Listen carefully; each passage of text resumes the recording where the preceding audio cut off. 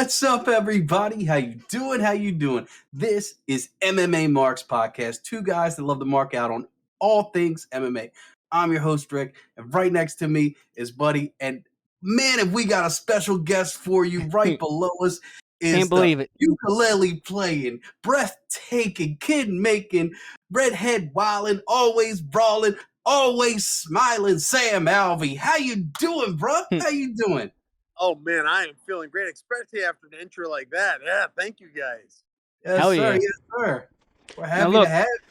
Let me start off by addressing the L's because I think a lot of people don't want to talk about losses, but I stream all the time, and I try to tell people I was streaming competitively on the UFC game and everything, and I try to tell all my community we don't accept L's or losses enough, and we need to just learn from our mistakes.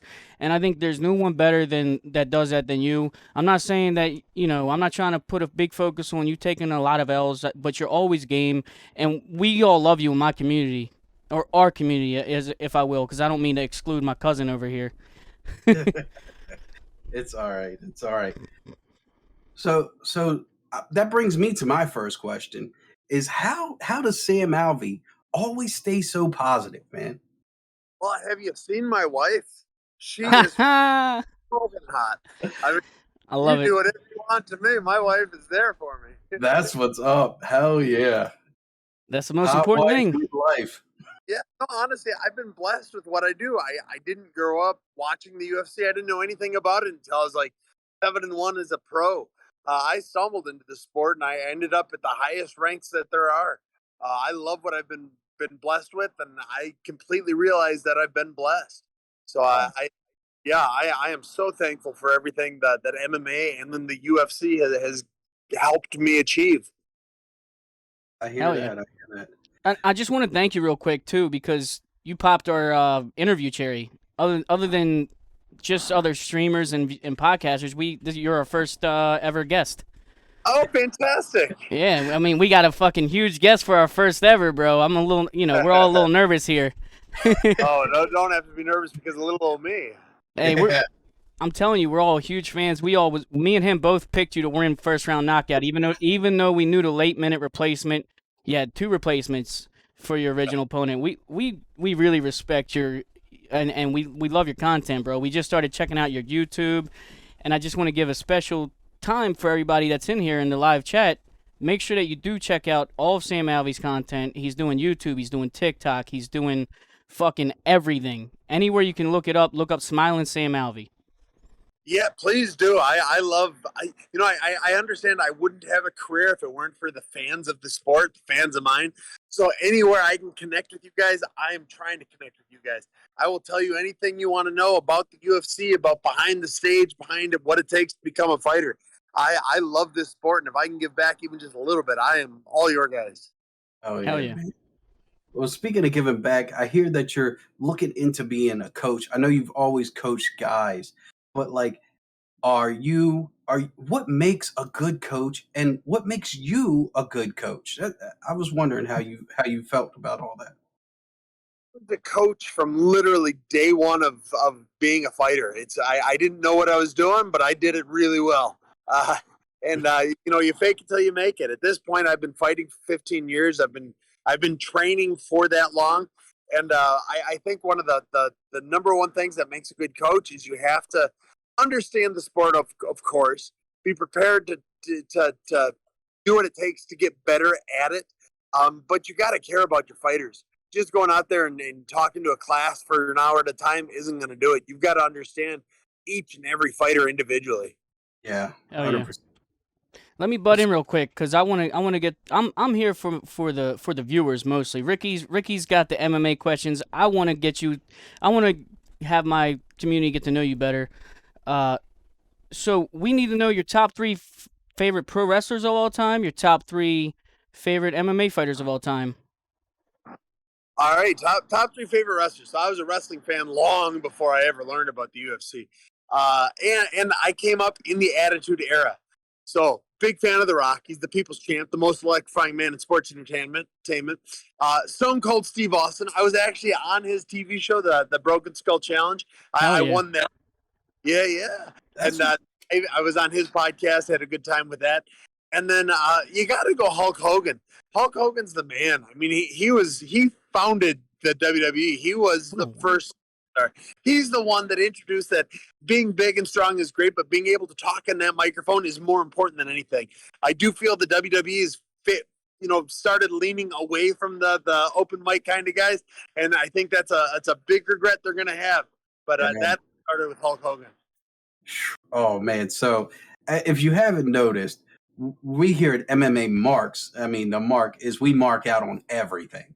Okay, we mark out mostly on MMA, but we were wrestling fans beforehand, just like you. That's where the name stems from.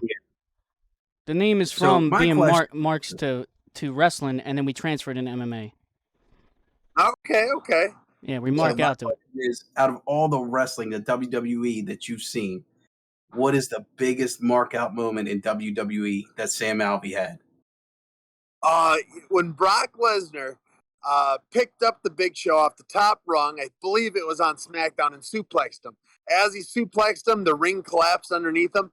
That was it was a level amazing that, I mean, I'm not, actually, I like Brock quite a bit as a wrestler. I think he's pretty good, and I love how big he is. But that was a different level of incredible. Oh, and it is fresh in my mind as if it happened yesterday. Oh man, I love that part too. When the ring collapsed and the ref looked completely shocked and he falls on the ground.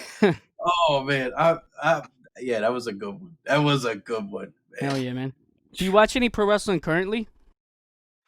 I watch the Royal Rumble. I try and watch the pay-per-views.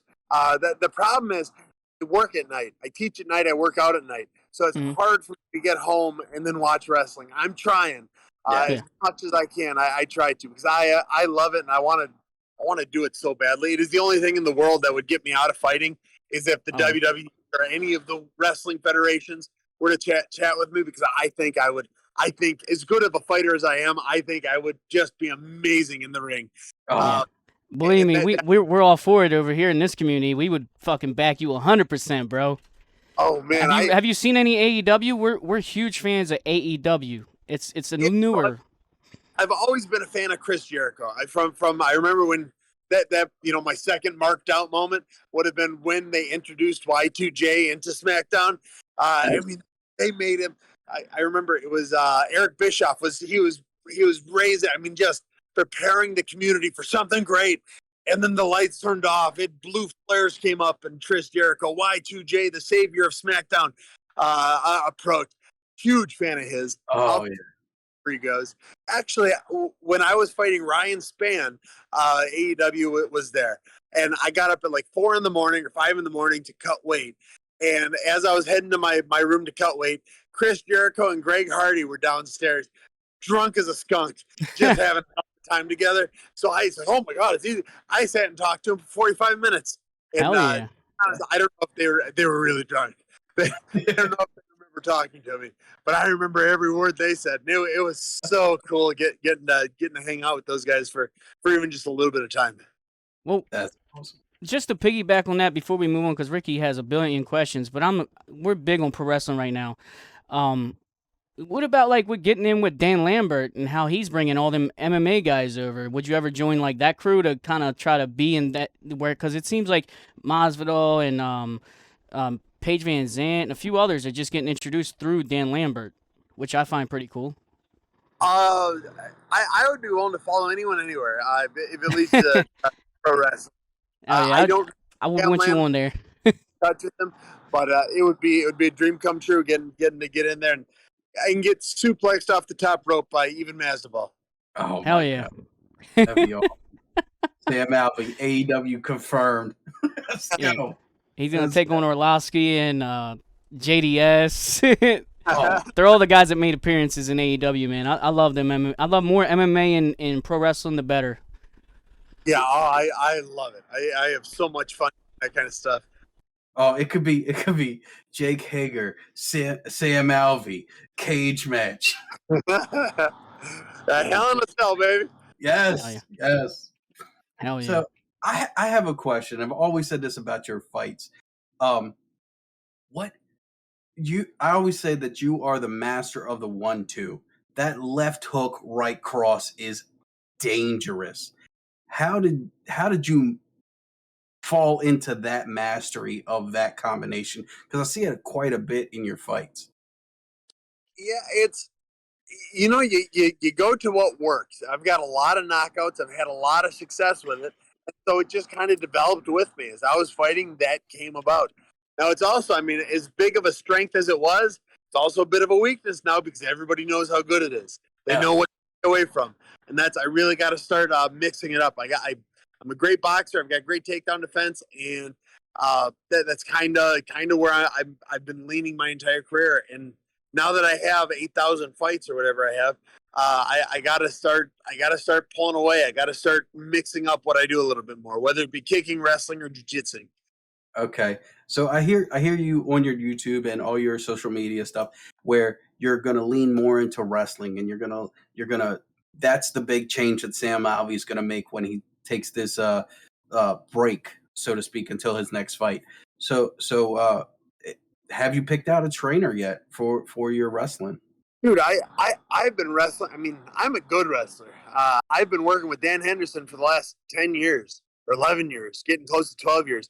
I can do it. It's just nobody wants to see the wrestling. They want to see the knockouts. So even Hendo, he was an Olympic wrestler who doesn't wrestle. He comes out and he hits people. But he has got the ability to out wrestle anybody. It's anyone except Daniel Cormier, I guess. Hey, real quick, I want to interrupt. I want to say this though. Other than Sam Alvey, my favorite fighter of all time, and obviously for obvious reasons, Sam Alvey's up there. But Dan Henderson, you can ask anyone that knows me. I'm a big Hendo mark. I mark out to everything Henderson, bro. I think it's so awesome that you worked with him. Doesn't like Hendo. He is the coolest man that I've ever had the honor to work with, and yeah. So honestly, I couldn't ask for a better coach than Dan Henderson. So I'll continue with him. I'll just focus my practice a little more on the takedown, on the grinding, on the getting back up if my takedown fails. Yeah, definitely. So, Bud, do you have a question? I don't want to hog all the questions. Well, I mean, I'm letting you flow. And so Zoltanite in the chat wants to know what's your favorite Matt Linlin story? I don't even know who Matt Linlin is. Serious? Team Quest? Come on. I don't know, man. I've been doing all things every day. I've actually never met Matt Linlin. So Dan and Randy Couture started Team Quest up in Portland, Oregon. Both of those guys brought Matt Linlin in to help run the backstage kind of thing.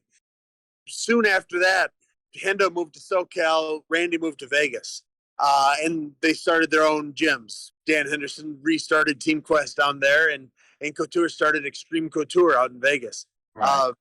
And so I've never actually met Linlin. I know Linlin and Hendo had a bit of a lawsuit a few years back, and I believe Hendo won the lawsuit. Oh. But other than that, I don't have any stories about him. I've never met him. Oh. Well, another question that the chat was asking was, so you've been switching a little bit back and forth between middleweight and light heavy. Is there one that you prefer? Is there one that you want to try to kind of stick with? I don't really have a preference. 205 is easier to make. 185 is, I'm a big 85er, so I love that. I don't mean to be switching back and forth. I was supposed to be fighting 185 this last week, but my opponent backed out again. He was the third opponent I had. Brandon L was the third opponent I had for this camp. He accepted the fight on Tuesday, the day of the week of the fight. And he said, I'll take it, but it's got to be at 205. Smile and Sam has never once backed down from the fight. I don't care what weight class. And I wasn't going to say no to this one, even though it was a bit heavier than that. Does that change your camp or your mentality when you have multiple opponents drop out? I have had my last 7 fights in a row. I have not fought the guy I was supposed to fight. Many of them, it was like the week of or 2 weeks of when the opponents got changed. And it's just, if I don't accept the fights, I don't get the fights. And I love fighting. So I'm never going to say no. I'm never going to turn it down. And it's just the way it is. Yeah. And honestly, I think a lot of us know that when we see, because like, we do a prediction thing as a community where we do a belt that ended of predictions where we try to predict the main card of every fight. And when we see your fights always constantly getting changed, man, it makes it hard to pick pick fights for people like you who's always getting last minute opponent changes. Seems like everybody's getting injured. They don't want to have to fight you, bro. They're all scared. I went from fighting Phil Hawes, who's a dominant D1 wrestler, to a stand-up jiu-jitsu artist in Brendan Allen with bad wrestling. I was not trained for anything like that. It was a complete mind change, a complete skill set change. But I was ready to do whatever I could do. And that's just, fighting is fighting. I love fighting. I don't care who it's. I hate getting punched in the face, but I train real hard not to. You've been pretty successful about it, though. I mean, man. just not particularly recently. Never in a boring. Even that fight even when you take your L's, it's never a boring fight, bro. There's never a time when we're like, hey, it's time to go get a drink real quick, it's Sam's on. We can't get a drink. We got to sit here and be thirsty and watch. I'm serious. Like, we really are truly entertained by your fights, man. So don't ever get discouraged with, like, you racking up some L's, but so what, man? We just love to watch you. Yeah, I appreciate that, guys. I really do. Yeah. So you're moving into this YouTube world, right? And we've been in the podcast Twitch world for a good 2 years, 3 years now. So I want to ask you, starting into your YouTube world, what have you found that's been easy, and what have you found that's been challenging for like starting up this channel? The technology side of stuff is so complicated. I don't know what hashtags they're supposed to do. I don't know if I'm supposed to tag people. I don't know how to tag people. I don't know what the description is. I'm kind of figuring it out. The title, I just figured out how to make a little thumbnail photo for the beginning of it instead of having part of. So that is a big step forwards for me. But it's just figuring out how the technology works. Luckily, I'm good at talking. I always have been. So I can talk about. You give me a topic, I can run my mouth 15 minutes, make it pretty interesting. But then once it's filmed, once it's downloaded, it's doing everything to make sure it's available for people to see. That's the problem that I'm learning as fast as I can. But man, I'm an old dog who gets punched a lot. Yeah. Hey, we're close to the same age, brother. So I feel you. Technology changes so quick. We're running OBS and Twitch and Audacity for audio. I mean, production is crazy.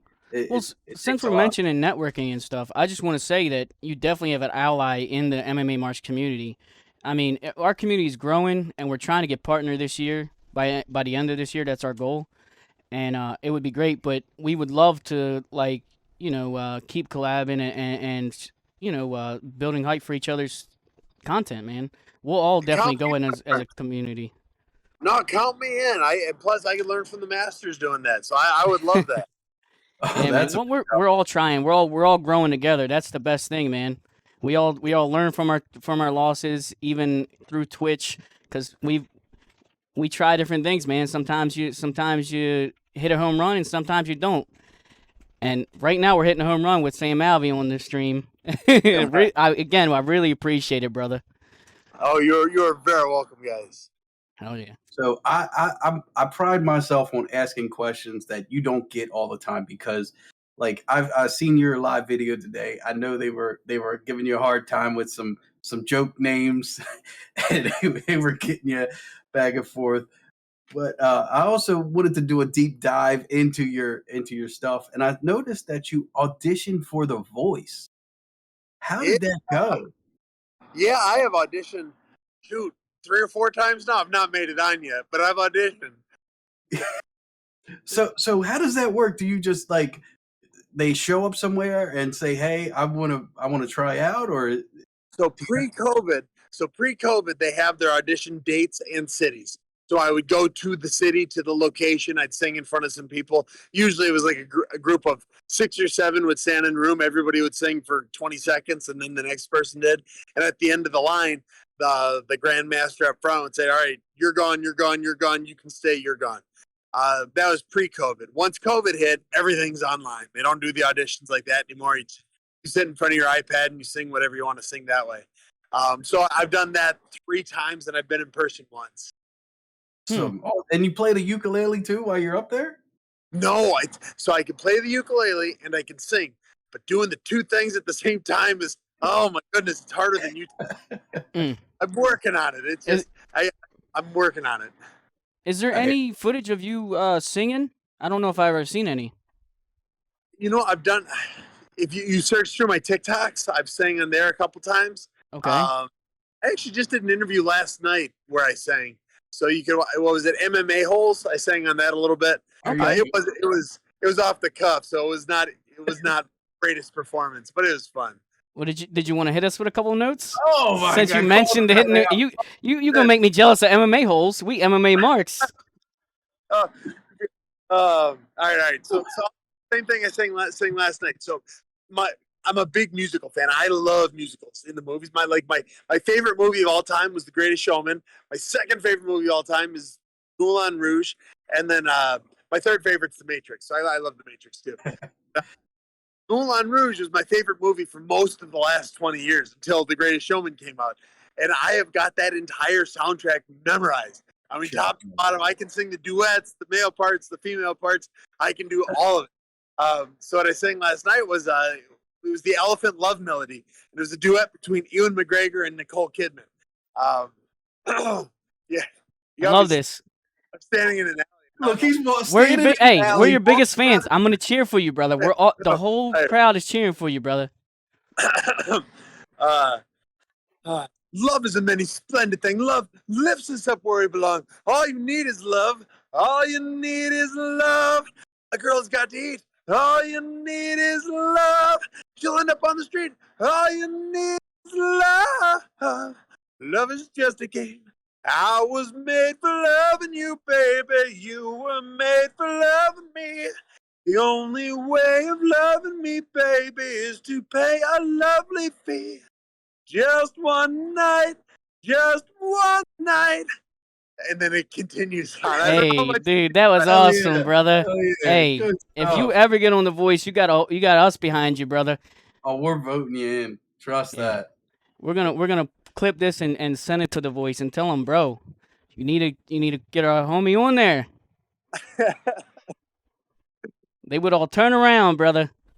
Now, let me ask you this though, since we're singing and stuff. John Jones has sung before. Do you feel like you could kick his ass and sing better than him? I mean, I feel like that would be a thing. Well, now the difference is in fighting, John Jones is a cheater. In singing, it's hard to juice your vocal cords. So I think I could take him singing for sure. I'm not willing to stoop to his level in an octagon, so I got to give the advantage to him. But as far as vocals go, I think I got him. All right, well. Yeah, and I am so glad you called his bitch ass out for cheating. That's him and the horse he rode in on. Tell you what, if you want this podcast to get bigger ratings, just that'll be your subtitle. Sam calls John Jones a cheat, because every time I say it, the internet freaks out. He's a cheating son of a bitch, and he's not that good of a person. He is. There is specific. It's the John Jones rules for eye poke. So I mean, of course, he juices and does all that stuff. But it's the John Jones rules. You're not allowed to put your fingers out anymore, because he has won so many fights because he tickles the back of the guy's brain through the eyes, and he's done it over and over and over. And he's the guys in the head when they're down. He's a dirty cheat. He's got a career that should not be looked highly of. He is. He got me started on John Jones. Hey, you got a friend in that, because they can't mention John Jones on this podcast without me going off him or McGregor's bitch ass. Fuck them both. I'm sorry. Oh my God. Hey, listen. Let me tell you this though, Sam Alvey. I gotta be real with you. I don't want my community to think I'm not gonna be 100 with you. I gotta respect John Jones, even if he is cheating. Listen, he can be the Ric Flair of the UFC, the dirtiest player in the game. I like it when people are sitting there when you see motherfuckers going for foul moves. Sometimes I like that, but I'm not thinking about the people's health in there. People always say, it's not right because people can die in there, but I'm also thinking, hey man, I like a little bit of a dirty fight. I can respect something like that. My 2 fights ago, I fought Terman Williams. He poked me in the eye 7 times in 3 rounds. And he cheated his ass off, and he was rewarded for it. That there is a specific rule, because John Jones has to cheat to win or has cheated to win. It just, I can't, and then that's not even to talk about the juicing. Juicing is, that's, if everyone was doing it, I'd be fine with it. But nobody's allowed to do it. But John Jones can get away with it somehow. It's not right. Agree. Yeah.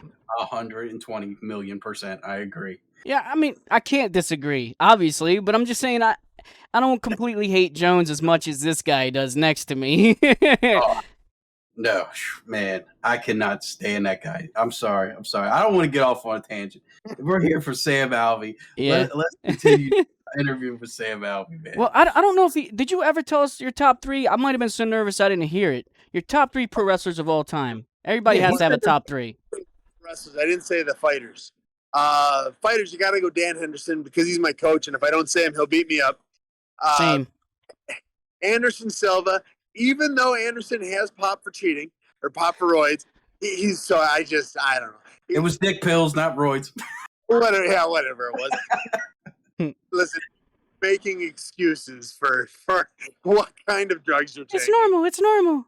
He was what he was. He didn't cheat in the fight. He just cheated leading up to the fight. I'm okay. And then, you know what? Sean Strickland is one of my best friends. I love Sean Strickland. Hell yeah. I think he's a ton of fun to watch in the cage, and he's definitely one of my favorite fighters. Awesome. I'm a little he's biased to Dan Henderson, and I'm biased to Jose Aldo. Anything that guy does, He's on my short list. I love Jose Aldo. He's top 5 all time. Yes, sir. I like a lot of cheaters. I like Dillashaw. But Dan Henderson's top. Dillashaw and then Charles Oliveira, man. I've been watching him and loving his fights. But Dan Henderson, I got to tell you, I know you must be close with him because you've known him for all these years.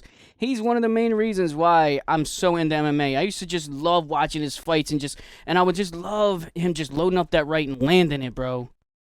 Oh, he's 52 years old and he hasn't lost any of his power. He's still the most dangerous man in the world. But now that he's retired, he's real dangerous for like 2.5 minutes instead of 15. Oh, real quick, from the chat, is Sean Strickland actually crazy? Because it seems weird how crazy he is. He didn't even hesitate. He said yes. He didn't even hesitate. No, he's crazy as they come. Now, it's respectfully. He'll say, listen, if you're going to do this sport, everyone's a little crazy. No, more than crazy, Sean Strickland is a bit of an ass. If you can defend yourself, like I can defend myself around him, it is not an issue. But most people get beat the hell up by him, and so they'll hold it against him a little more than most. He's a hoot. I'm a big fan of his personally, and watching him fight. He had a. That's cool. You and your best friend were on the same card. How did that work? Did you guys? No, I think we saw each other like once during the week during weigh-ins, and that was about it. We kind of texted once or twice after I lost and after he won. I texted, "Hey, congratulations!" And he called and said, "Well, I guess he's an asshole." So he says, "Well, I guess your UFC career is to an end." But that's fucked up. You have a career than most people ever could dream of. I said, "Well, yeah, thank you. I can appreciate that. I knew what he meant, so I can appreciate it." One thing I wanted to tackle was, so with everything in life, I think we all have a gimmick. Like, you have your work gimmick, you have your podcast gimmick. Now, have you ever, or how do you feel about people leaning into a gimmick? Like, say Sean Strickland is not crazy, but that's just like a gimmick, and he's like saying that he actually wants to murder people, but maybe he doesn't feel that way. And we like the Smile Sam Alvey gimmick, and you got the etched in the back with the smiling, with the smiley face. But have you ever thought about being more pro wrestling oriented? Because I think there's a lot more pro wrestling fans out there that would really enjoy it than the random MMA fans that would say that's corny, If I were to get into pro wrestling, 100%, I would own any gimmick. I would lean into it. With MMA, it's not an act. I don't like thinking my smile is a gimmick. It's whether I'm talking to you now or in the octagon, this is who I am. At no point have I ever faked anything. Yeah. That's Strickland's been talking the same way since before anyone knew who he was. It is who he is. So I know what you mean. In a pro wrestling setting, absolutely, I would likely be a face, but I could be heel pretty well too, I think. Yeah, because like even so just as an example of somebody who I think kind of hammed it up pretty heavy was Chandler when he debuted. Remember how his post fight interview? You might not remember it, but some people might remember it. His post fight interview was very very like a wrestling promo shoot, you know? Yeah, it was. I didn't think it was great though, but I knew what he was trying to do. Same, but I just thought that was a perfect example. So the guy who mastered it, who was probably better than I could ever wish to be, was Chael Sonnen. Chael, and it's not arguable. Chael did it well. Colby Covington does it terribly, but it works because it's so bad. Chandler, Ben Rothwell's pretty bad. What's that? Ben Rothwell I thought was pretty bad with it. Ben Rothwell, yeah, I agree with that. Connor leans into it. He's not pro wrestling so much, but he is what he is. He's Connor.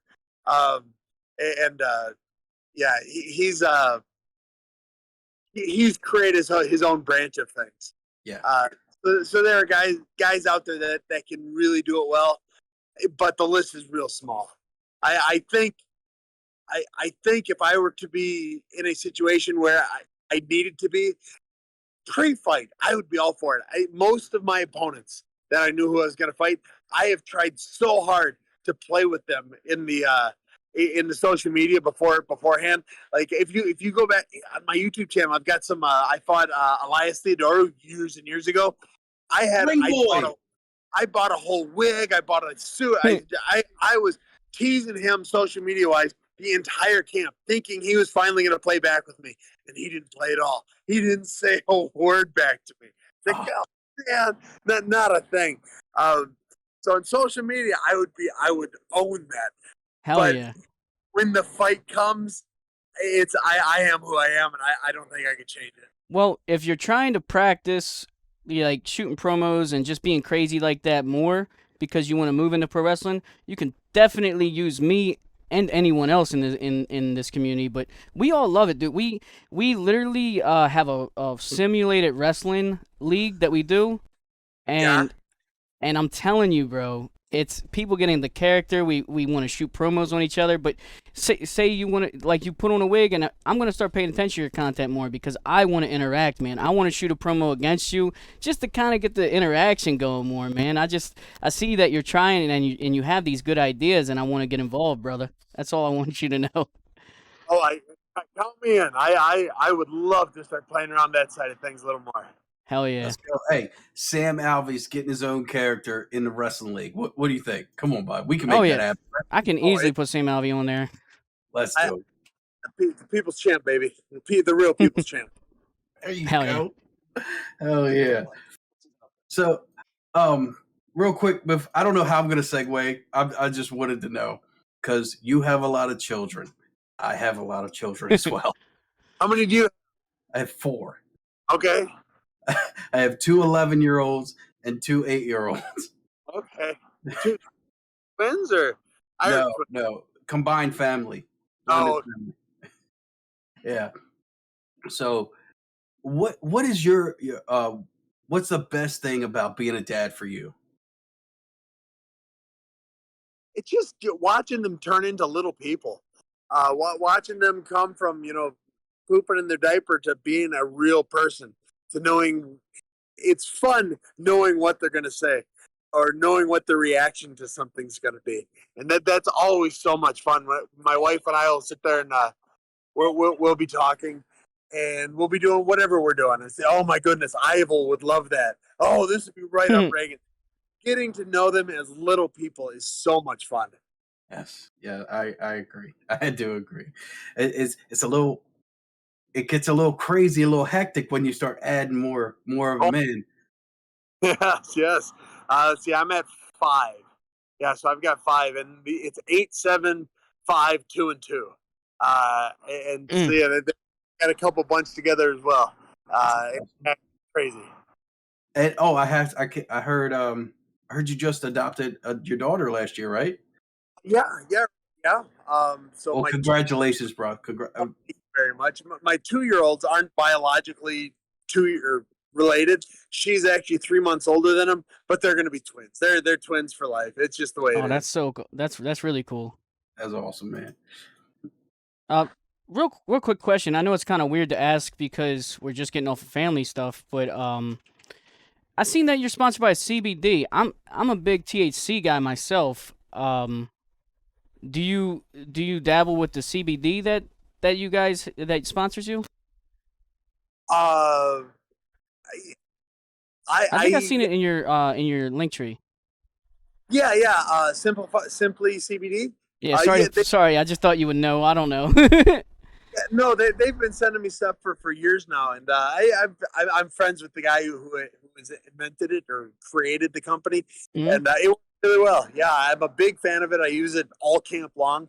Anytime I've got something sore, I'm rubbing it on. That's all right. Yeah, So that's awesome. I might have to get okay, me some. so I know you've gotten this question like all day, but who you got in the main event this weekend? Who you got? I'm taking Izzy. I love Whitaker. I've met him once. Good dude. Izzy's a good dude too, but Whitaker's been through some wars, and I'm worried about his chin. Izzy's has that ability to hit you that one time, and so I think Izzy's going to find his opening. But I would love to see Whitaker hold that belt again. Really? I like Izzy as the champion. I don't know how you feel about this, but with Izzy, Ngannou, and Usman all champs, I want to see UFC in Africa. I don't care if it's South Africa or Nigeria, but they got to do a UFC in Africa. They're never going to get them African champions ever again. I think it needs to happen. Yeah, at this point, I would like to see the UFC anywhere but Vegas, Texas, or Florida. And whether it be, it could be Alaska, it could be New York, it could be Africa. I would anywhere but those 3 places would be great. Yeah. So I know we had talked right before we went live. You're actually you're helping somebody make weight. Are you cornering them, or is this a coach thing? I know I've been coaching him for his entire career, and I'm out here in Springfield, Missouri. We made weight. We're actually at dinner right now, and we're just rehydrating, getting filled up for tomorrow. what weight is he? Is he 125, right? It's a catch weight at 130, but normally 125. Awesome. And what's his name so we can give him a shout out, show him some love?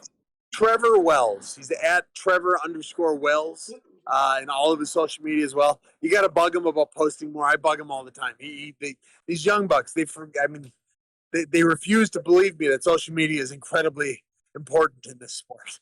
Yes, it is. Yes, it is. Got to get your name out of there. Got to do these interviews and everything, man. You're doing great. I mean, you're answering everything perfectly. I love it. This is I actually feel comfortable. I'm happy. And I'm noticing the time. I don't want to hold Sam here all night. We asked for an hour. He gave us a nice hour. Just want to say I thank you, and I look forward to doing more of this with you, brother. I appreciate it. This is a lot of fun. Please count me in. And listen, brother, we'll meet on social media. Hell yeah. I'll take you all back. I'll turn my fist sideways, shine it up real nice. And we'll have a good time there too. Yeah. Just stop hating on Florida, because that's where I'm at. All right, brother. Thank you so much for your time, man. Thank you, brother. Thanks for wanting me on. Hey, we'll be in touch. All right, that sounds great, my guys. And we'll see you. Yeah. Bye, guys. See you. Hell yeah, man. Smiling Sam Alvey, taking time out of his see what I can do with busy this schedule to be with us, man. Loving that. Loving that right there, bro. I just don't know how to do this. Just turn on. Hey, what do we got in chat? Well fucking done. Thank you, J-Bone. Thanks, everybody. Look at Hold on. It doesn't matter because I'll just go here. That's what's up, dude. Oh, I'm sorry. Iconic Tragics in the chat. It's all the way down here, right? In the chat. What's up, Long Play? JT. What's up, Matt? I knew he's in here. Hey, keep talking, brother. I'm gonna get you on here, brother. It's all right. I know what's going on. We're making the best of it. So look, Iconic Tragic, Bad Times. What's he saying? Oh, Miss Me Money. Oh, we checked out in Tony Montana's stream yesterday, man. Glad you could stop by. What's up, guys? So did we do good? I hope we did. I hope you guys liked it. I hope there's going to be more interviews like that. We'll get some more fighters on. Hopefully we get some wrestlers on. It's going to be great. Real quick, Ricky. For all this. I'm just gonna ask you for 5 minutes, Ricky, and everybody else. I just need a second. But I will be back. Down. Yeah, I need a second to just get my shit together. I really appreciate you helping me out, Ricky, and chat guys. You guys have been awesome. I want to say a special thank you to my mods and everybody in the community being super fucking cool, man. And I wasn't lying when I said that we love Sam Alvey. I appreciate you guys for being here for me and Ricky. And I hope that you guys do follow through and interact with his social media more and show him that our fucking community is better than any other community that's fucking contacted Alvey recently. Yeah, because if you guys have ever seen Sam's stuff, everybody's been talking about when is he going to be retired, when is he going to get cut. We didn't want to talk about any of that, man. We know the guy wants to keep fighting, and that's what we're going to do. We're going to bring him up as best we can. We're all about bringing people together and bringing them up. And I'm glad all the community knew that ahead of time, and that's what they did. Nobody was an asshole, and I'm so thankful for all that, guys. You guys are awesome. But look, we're going to move right into this, and we're going to get into this 271 card, and we're going to go right down it. I don't think we even hold on. We didn't even review what happened on UFC Fight Night with Sean Strickland and everything else, did we? I mean, holy crap, man. We forgot. Let me pull it up. Oh, man. So what we got going on, Sean Strickland and Jack Hermansson. Now, Jack Hermansson, I thought was going to take this. I really did. I really thought he was going to take Sean down and put on a show just like he did back in the day, where he took on Jacare. I thought this was going to be one of those moments where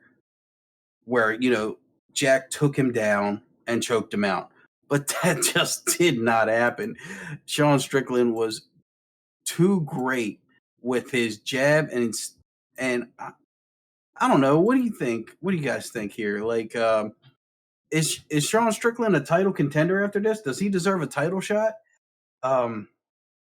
Is he title worthy at this moment? I mean, he's 185, so his next opponent would either be Izzy or Whitaker. I mean, do you think? What do you guys think? I'm asking the community here. Yeah, I agree. Tragic. I think he's a contender. I don't think he's necessarily a title shot just yet. I think he's like two or three fights away from it before he really. But he's making a damn good case about it. And yeah, it looks like Buddy's okay. It looks like I'm not okay because I look ginormous on this screen now, but it's all right. Holy crap. Bud, you still there? You still there? Oh, hey, he said he was ginormous, so I made him even bigger. Keep talking shit, Ricky. Keep talking shit, you big man. Wrong side, dickhead. all right, man. I had to let what happened just now. I had to just fucking get my little bitch excitement away. Yeah, let you know what? We're gonna have a special motherfucking guest, and I might have to switch this whole ass fucking thing real quick though. Hold on. Let's actually hold on, cause my boy Backlog wants to come on board here, and you know what we always say? The more the motherfucking merrier. Oh yeah, bring him on. That's fine. All right, just give me two, but keep talking. I can't believe we have Sam Alvey on this motherfucker, bro. That was so cool, man. Oh man. I wanted to ask him if his teeth were Don't fake. forget your because thing. smiling that much and getting beat in the face, man, you know he's got to have something. If he has all his teeth and he's been fighting this long and he can still smile like that, man, I just wanted to know. And I forgot. I guess we got maybe Buddy can DM him or something later because I really want to know now. That's what I'm talking about, J-Bone. That's what I'm talking about. It is the best one yet. I'll tell you, when we started this podcast, we didn't think that anybody would talk with us. Not even a little bit. I thought for sure that it was just going to be crap. Like, people wouldn't even want to give us the time of day because we talked so much shit to everybody. Can you imagine us trying to get John Jones or Conor McGregor on here, or even Cub Swanson for that matter? See if you can angle your chair just a little bit. Shit, as we've talked on them. Oh crap! You know, he's a big ass cheetah. I was with the chat, and I know you guys were keeping up with chat pretty well, but I'm going to speak on behalf of chat first and say fucking awesome job, both of you. You know, for your first one, it didn't seem like it. Your flow was perfect, and I think it was a really great dynamic that, for everybody who's watching right now who doesn't subscribe to the podcast, make sure you do. You know, MMA Marks, you can search for it on Google. It'll bring up, you know, for real, just subscribe to it because these guys have been at it for 3 years, you know, and that was their first interview. That's our first break. And I've been saying to these guys, you know, get people on the show because you're going to be good at it. Yeah. And now you have, and it's the sky's the limit for you two. I'm fucking proud of you both. That was fucking awesome. Hell yeah. Do you remember that? I'm doubling up in the chat. I'm loving that. Yeah, add a media source. You just have to find it, but it's right there. Add existing. So look, Bud, what did you think of? Did any big fights during last week stand out for you? Hold on, Ricky. Don't gloss over what the fuck just happened. I'm over here for a reason. Hey, now give me a minute. No matter what I gave you your props. I gave you your podcast, not to pat ourselves on the back. No, I said I gave you your props, but now we have to do a quick deep dive on what the fuck just happened. Sam Alvey came on the podcast. Yeah. And whatever. He gave you what you wanted. He talked shit about John Jones, like straight up, dude. And we're gonna have to post this shit on Reddit and wherever else. You know, Reddit MMA. Post that clip. We're gonna have to pull this video, and we're gonna, buddy, tomorrow use that fucking tool, guys. He might not have a daytime stream tomorrow, or you can edit and learn how to edit on stream. There we go. Now I've fucking perfected this. Look at this, guys. Oh, look at that. Look at that. So sorry, guys. That's why I was distracted. Look, I want to take a moment. Look, you got dual Rickies in there. No, we don't. Oh, do I? Hold on. That's cool though. Put him behind the desk too. Which one's Put him right between us. Do the Bruce Lee thing. All right, for real though. So, guys, Sam Alvey just sung karaoke. Not even karaoke. I wouldn't even say he sung a cappella. He sung a hard song, and he did a really good job in the middle of an alley while his friends were waiting for him because he probably didn't realize it was an hour-long interview. He finished eating. Hey, we cleared that with his people. I know you did. I gotta say. That's why I'm glad you kept going. If you're watching or anything, we cleared that with your people, and I you know what? I even cut it a little short because I felt like you knew. Let's not disrespect the Alvey. But the truth is, you know, he did stick for the whole hour, and he did. But he sang karaoke, or I keep saying karaoke. He sang a cappella in an alley. You know, he's a true man. That guy was a good interview, and I think a total Ricky. When you always talk about why you don't like people like Conor and John Jones, as a dad, as a human being, you're right. When you interview someone like that, you know, he's not talking shit on John Jones to go viral. He's not. He's telling you truthfully how he feels. He's just being real. And you gotta appreciate that. And just like when the fact that he's taking these fights on short notice, and we don't give a shit that you're losing, Sam. And I didn't want to. I'm gonna tell you right now. I want to tell you right now because you know how you did this to yourself. There's a small little thing. I focused on his L's too much. I didn't want to The focus on way, his L's. the way you worded it, you slipped up a little bit. I wouldn't say slipped up, but But you know what? you hesitated. But I wanted to tell him, like, we don't give a shit, bro. No, I know what you were trying, and he got it afterwards. But he did the same thing you were worried about that he did. He Fuck, man. He looked off to the side. But I'll tell you what, I was thinking about it, and I wanted to say, it's probably just because it really hurts him. It's just a real thing. You weren't trying to hurt him. Thing, man. I don't want him to think that we give a shit about his L's.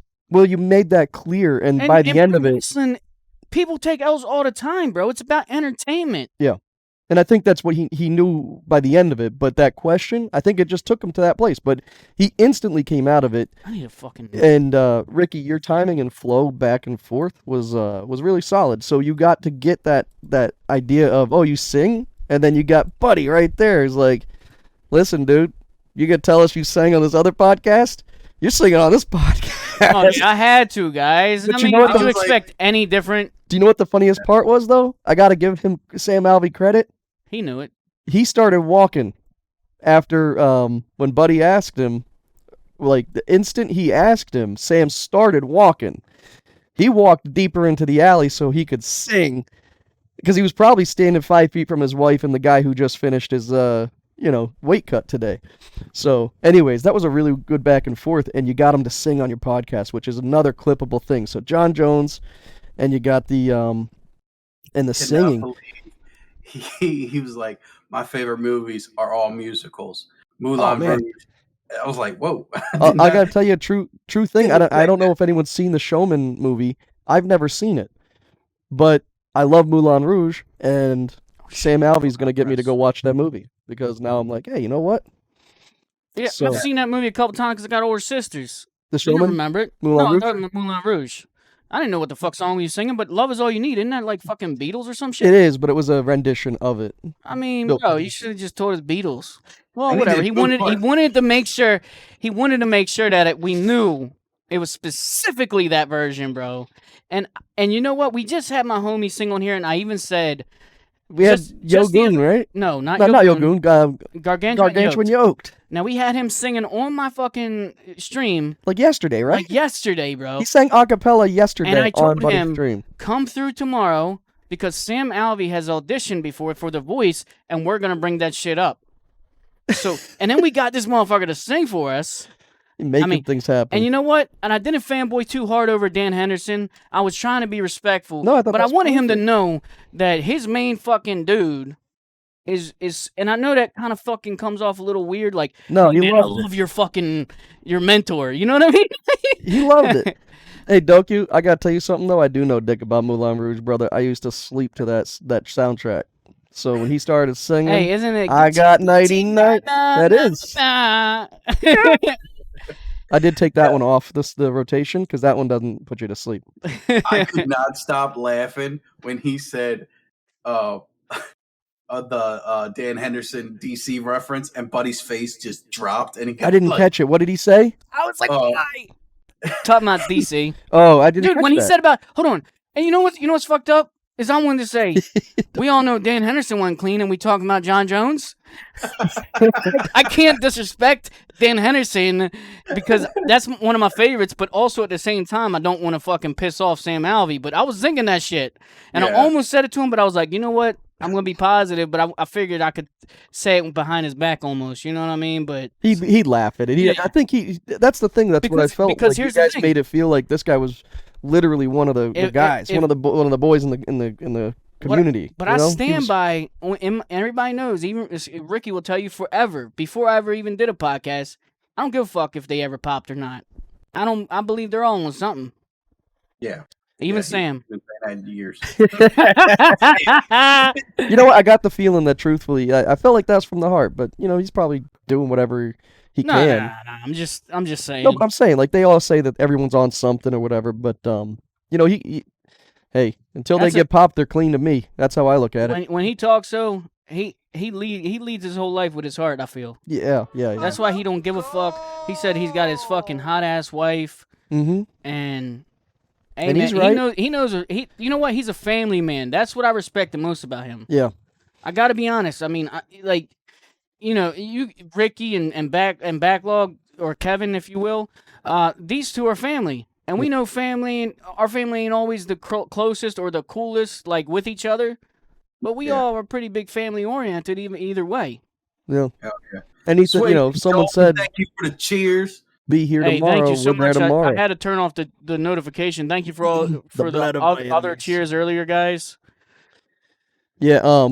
My enemies. So it's he's obviously not done fighting, but he's obviously clearly moving towards the next part of his career. He said he was willing to make some changes, but I think he likes being the fan favorite. He was saying he likes being a baby face. But I think the third biggest revelation that's truly clippable, truly shareable, truly kind of I've never heard him say it, is that he would go to pro wrestling tomorrow if he could. He'd follow Jake Hager and Dan Lambert if he could. So, hold on real quick. And he was dead fucking serious. Listen to this. I knew he was serious, and also... he was excited to talk about it. No. Also, I bet you that's how he fucking found out about it. He's like, oh, these guys fuck with pro wrestling too? Maybe someone said... Listen, what I really wanted to say was, as soon as he said he wanted to go to pro wrestling, that's when I jumped on the motherfucker. I said, I want to do more work with you, brother. You're literally, your whole body, I was like, I'm going to fucking call him out on social media as a fucking joke, like gimmicky stuff. And at first he didn't get my gimmick thing, but then he got it at the end. Mm-hmm. Because he thought I was saying like, oh, you're a gimmick, that's why you're cool. Like, no, I was saying, you're fucking awesome, and you have a little bit of a gimmick, but you could lean into it more like others have, and I think you would be better than fucking Chandler. That's kind of where I was trying to get at, but I couldn't fucking get those words out. Because I fucking was shit myself. If you guys couldn't tell, I was doing a lot of fucking production in the back, and this was the hardest fucking stream I ever had. I ain't gonna lie. You wouldn't have noticed. Other than, even when I would have thought he would have panicked when the screen froze. That's what happens when you stream 24 hours straight for fucking couple months straight. You get used to fucking up in front of a live television. Yep. But... So, guys, honestly, think about that, right? Someone who's been fighting as long as he has, who's obviously been in the industry, he's got some real... We just got a letter. he's like legit, and he's saying he'd go into pro wrestling.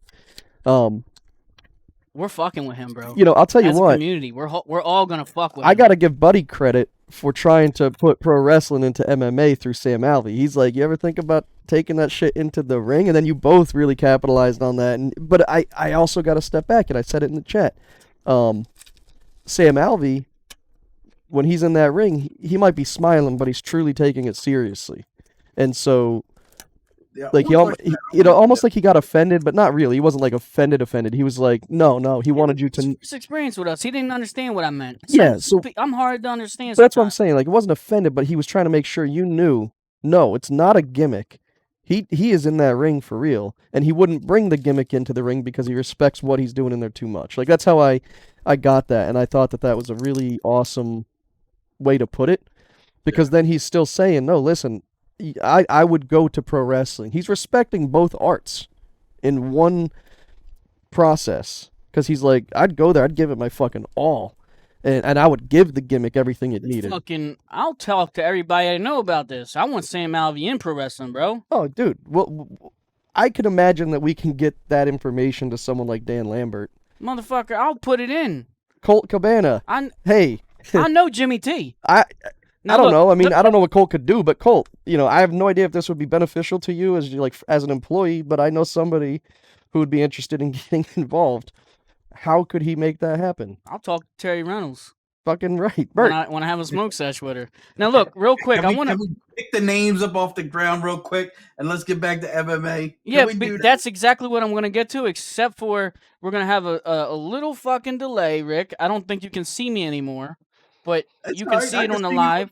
I got you up on Twitch, don't worry. My boy Swayze Dalton is adding to our collection. You can consider it our collection, Ricky. Now look at this motherfucker giving me right here. What, you know what I mean? Let me see. What are you saying? This is pretty awesome. This is a motherfucking Tai Tuivasa fucking... Holy shit. What do you call these kind of cards? You summoned them. Who? Instant. But it's a UFC card. I forget what kind of cards they call them. It's the top left there. Oh, instant cards. This is number 57 out of 137, bro. And guess what he's doing on there if you couldn't see it? He's doing a shoey. instant, dude. They got some money for him. Thank you, Swayze. That's what's up, bro. And he's always sending ones that are like personal to me. You feel me? Because like Hell we got the fucking Julian Lane, Let Me Bang, bro. There's only 2 of these made in existence, my dude.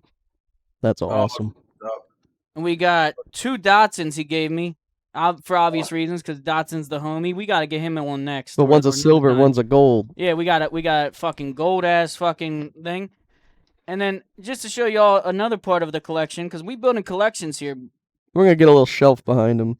We got the McGregor with this championship, bro. We'll get to you in a second, yo. We got news for you. We collecting, bro. That's awesome. And for the radio podcast, what Buddy's doing is showing them 2 action figures and some cards. Pretty awesome. Gifts. Yeah, gifts from the Christmas gifts for the community. It's just fucking amazing. Yeah. It's really cool. Christmas and Swayze's just been the homie, bro. Yoked, you missed it.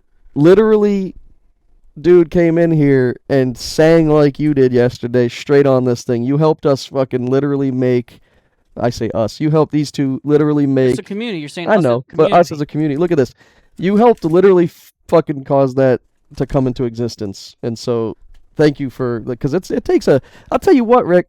It is to be able to sing to a group of people who you don't know what's on the other end, right? You don't know how many people are listening and watching, and he's just like, I'm just gonna do it. Like, sure, that's like outgoing or whatever, but that's a tough thing to do, right?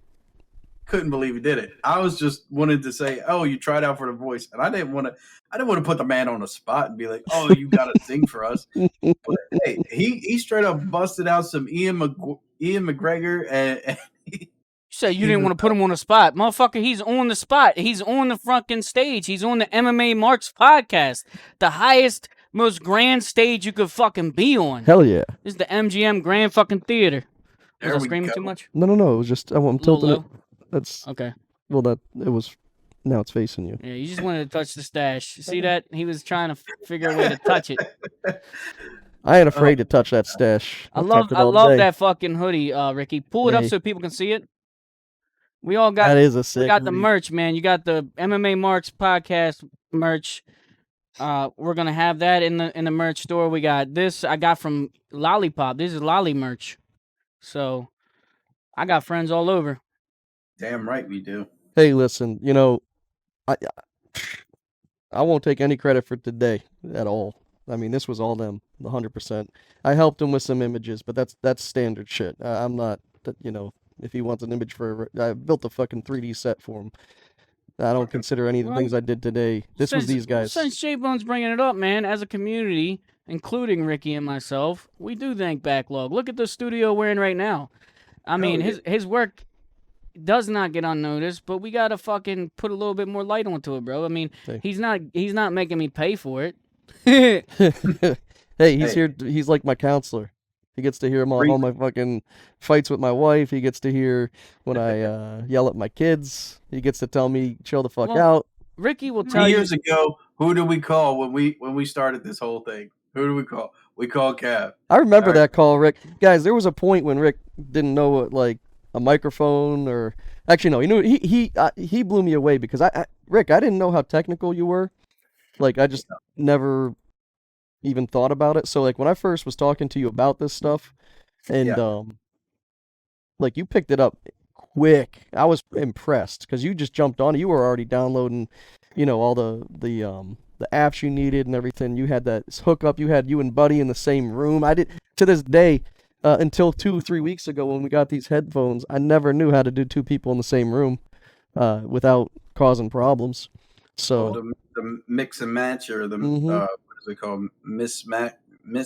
I don't know. It's like mix match and all, I don't know. What is it called? Pause me. I don't know.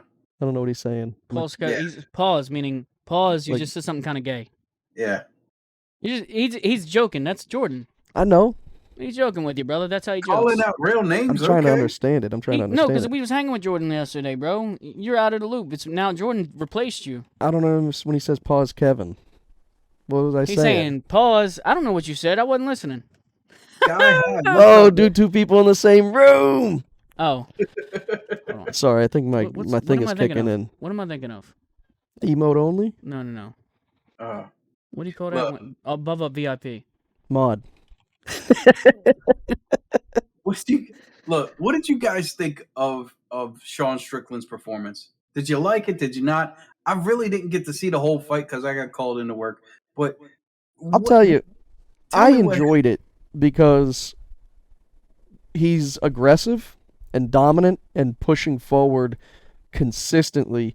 It's like if you could imagine being the opponent in that match, just like a Diaz or something. Like he's just constant pressure and truly like you know how we were saying he's crazy, right?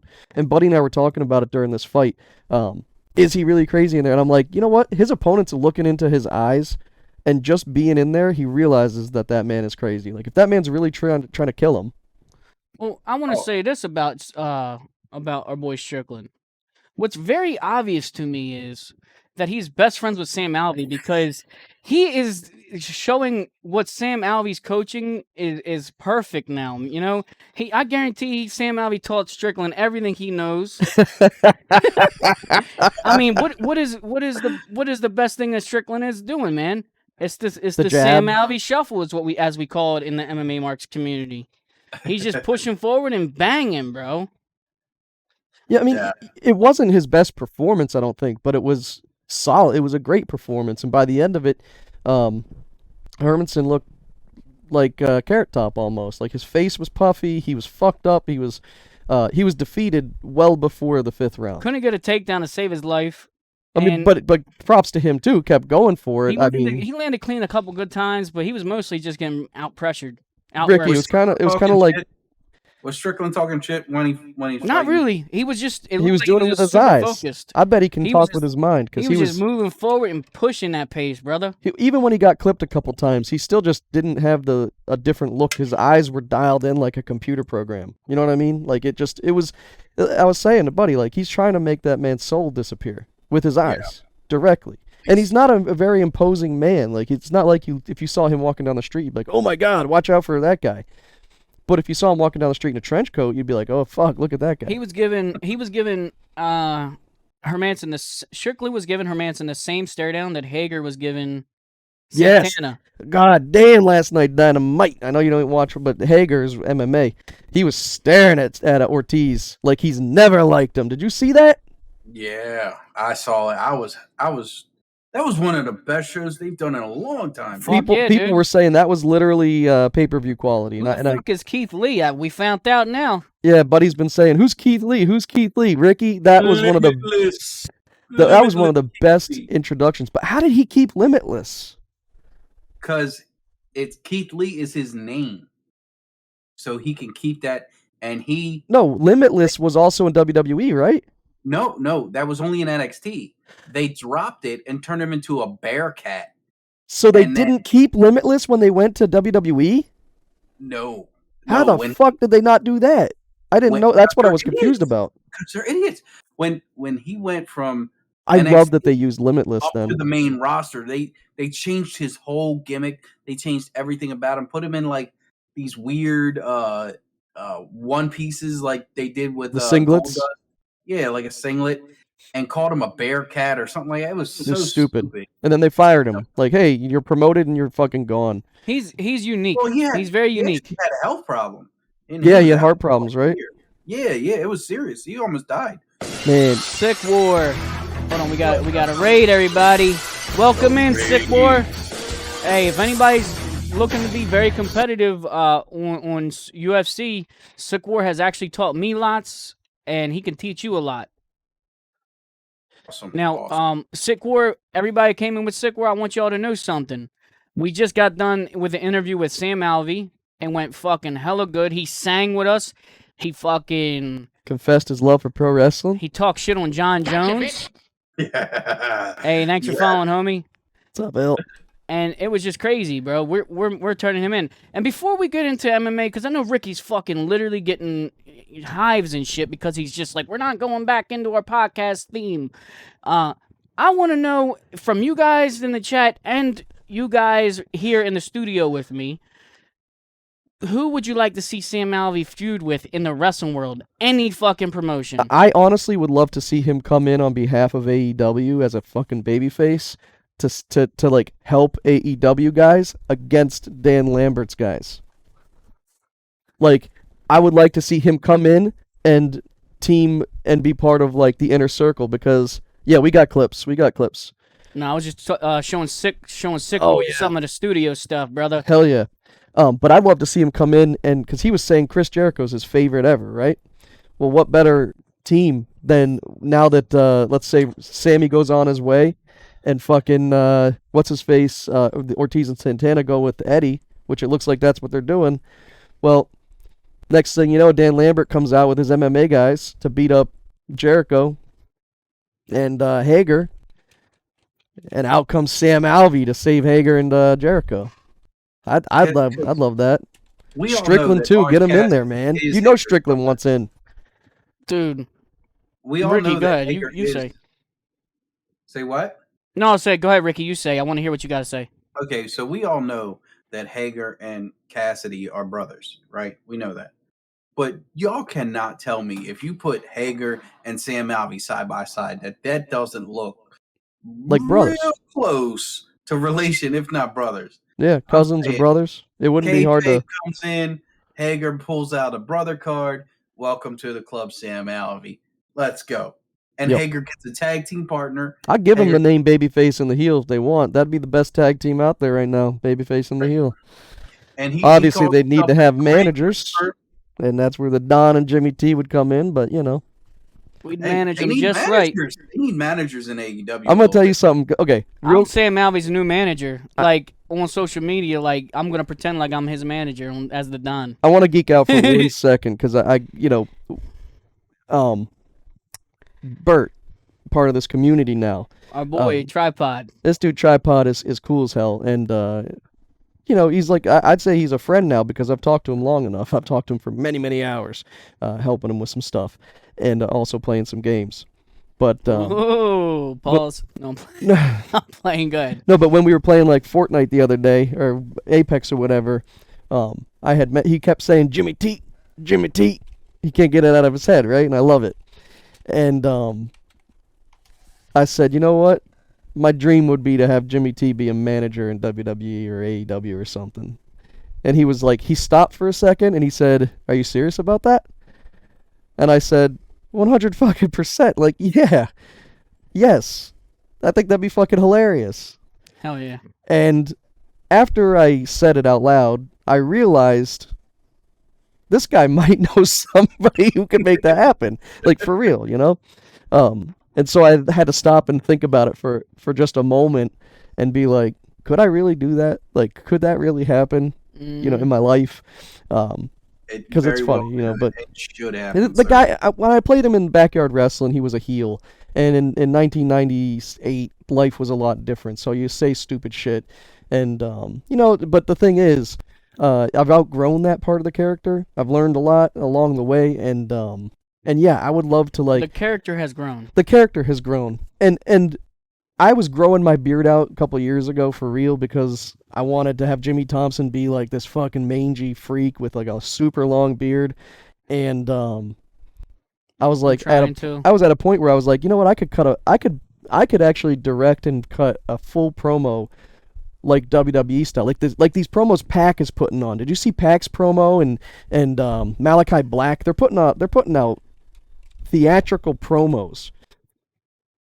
We can do that kind of stuff from within our community. I could build Sam Alvey some theatrical promo, like... Bro, so he could have a really, really, really good, high-quality fucking audition for... Yes. Oh my god, Like, it we're would gonna look like produce for his real. fucking audition tape for his next audition. And I'm the kind of guy who would help and be like, dude, dial this part back, pick that one up. I need a little bit more oomph when you come in with the fucking brother, you know? The fucking brother. But I know, seriously, J-Bone, I gotta stop simping on Jimmy T. But no, the reality is, it would be awesome if Jimmy T and the Don and Ricky the Ref and stuff. Imagine if we really did put this movie together and had people like Sam Alvey get involved, have people like Bert And Terry Runnels, like if Terry Runnels was like, yeah, I'd do a bit part in a fucking movie because you've helped me with my my stuff. That's what collaboration is, and that's what I try to do with collaboration. So when you guys are saying thank you to the sets and stuff, it's I do it for love. I do it for real. I charge people when I have to. Sometimes I do have to, because if I don't know you and you're taking up time away from my wife and kids and my friends and my family and all that, I'm gonna have to charge you. If you haven't bought me with love and friendship, sorry, I mean, fuck. Unless you know somebody who's bought me with love and friendship, maybe, and that's how that works. I just want to say that, Ricky, if you ever want to do a non-referee gimmick, think about something like Razor Sharp Ricky Dark. Razor Sharp was in the WVF. Well, he's Razor Sharp Ricky Dark. That was Matt. Was Razor Sharp.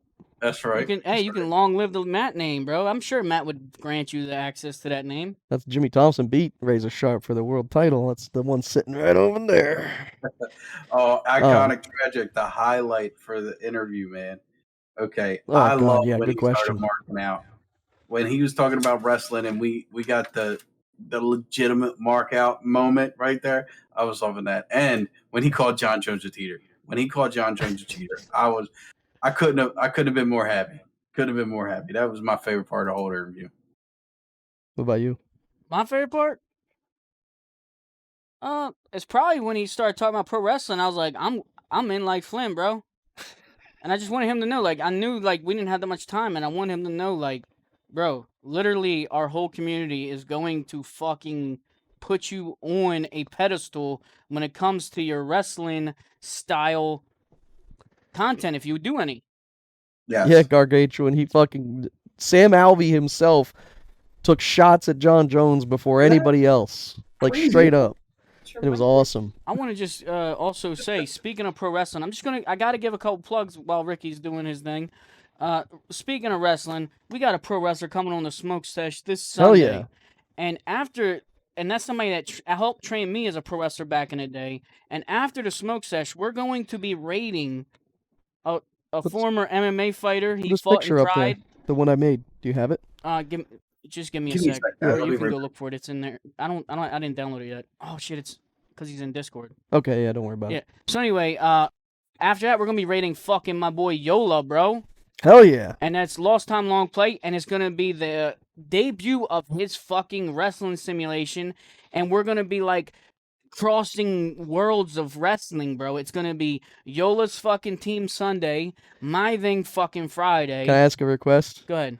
Jimmy T and the Don are already in his league. I know. Can you? Wait, you can't have. Never mind. Okay, I was gonna say, can you have his Jimmy T versus your Jimmy T? But it's the same Jimmy T. He's fucking crossbreed. He's got an older version. Jimmy T and the Don are crossbreed. Oh, they got different Jimmy T. He's got a different version. He made his version. Is this how? His is gonna be completely different than my wrestling simulation. And you know what? I think he asked me on as a commentary. I don't know if this Sunday will work. That'd be awesome. But if he has me on, I might do it. More wrestling in the chat. Speaking of wrestling, one of the greatest moments in wrestling history. If you want to see my boy Ray take a super kick in the middle of a ring, who is also wheelchair bound. I know that might come off like I'm just trying to promote that, but I think it's even crazier and funnier of a video. The fact that they super kicked this man and he ate that shit like a fucking champ. They kicked this man in his fucking dome hard. And he sold it.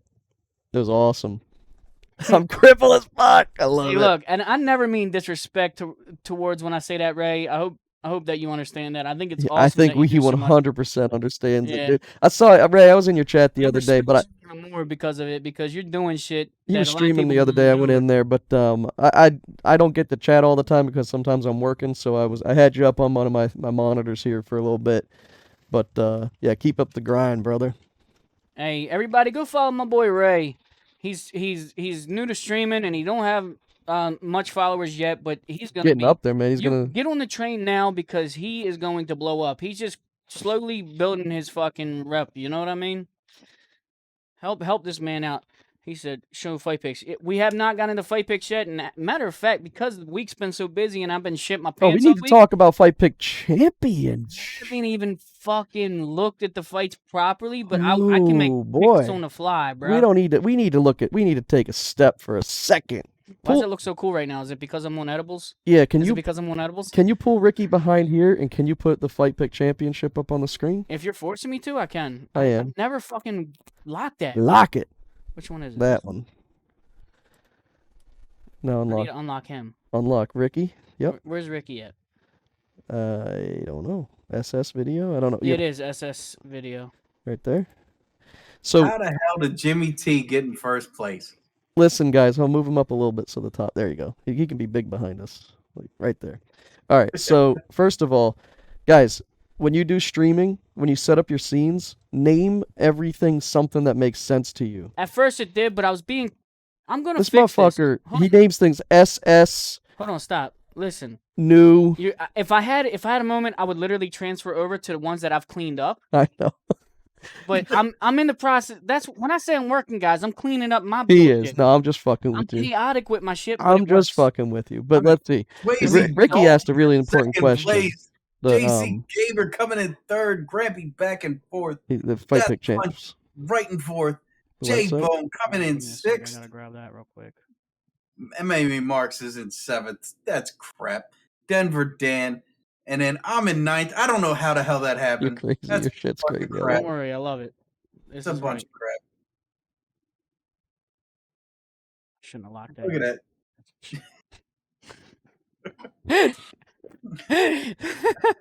All right. What are Hey, you doing to me, bro? listen. He's Rick- actually impressing me right now. With Ricky what has zero fucking idea what's going on, but guess who does? this guy seems to. My He's impressing motherfucking me right ass now. Okay, It's Where- okay. where is? That right there. Okay, so what am I pulling up again? YouTube or Fight Pick Championship. What is it called? Type it in. Thebacklogexposed.com. You don't have it bookmarked? Look, watch it. Go ahead, go to it. This is bullshit. It always says cannot find. Yeah. First Can't time he find. types it in. Can't find it, right? He's better The than me. It's right here. No. Okay. This is why I need him in this. He's my production guy. Way back when Ricky won. But look who's dominating.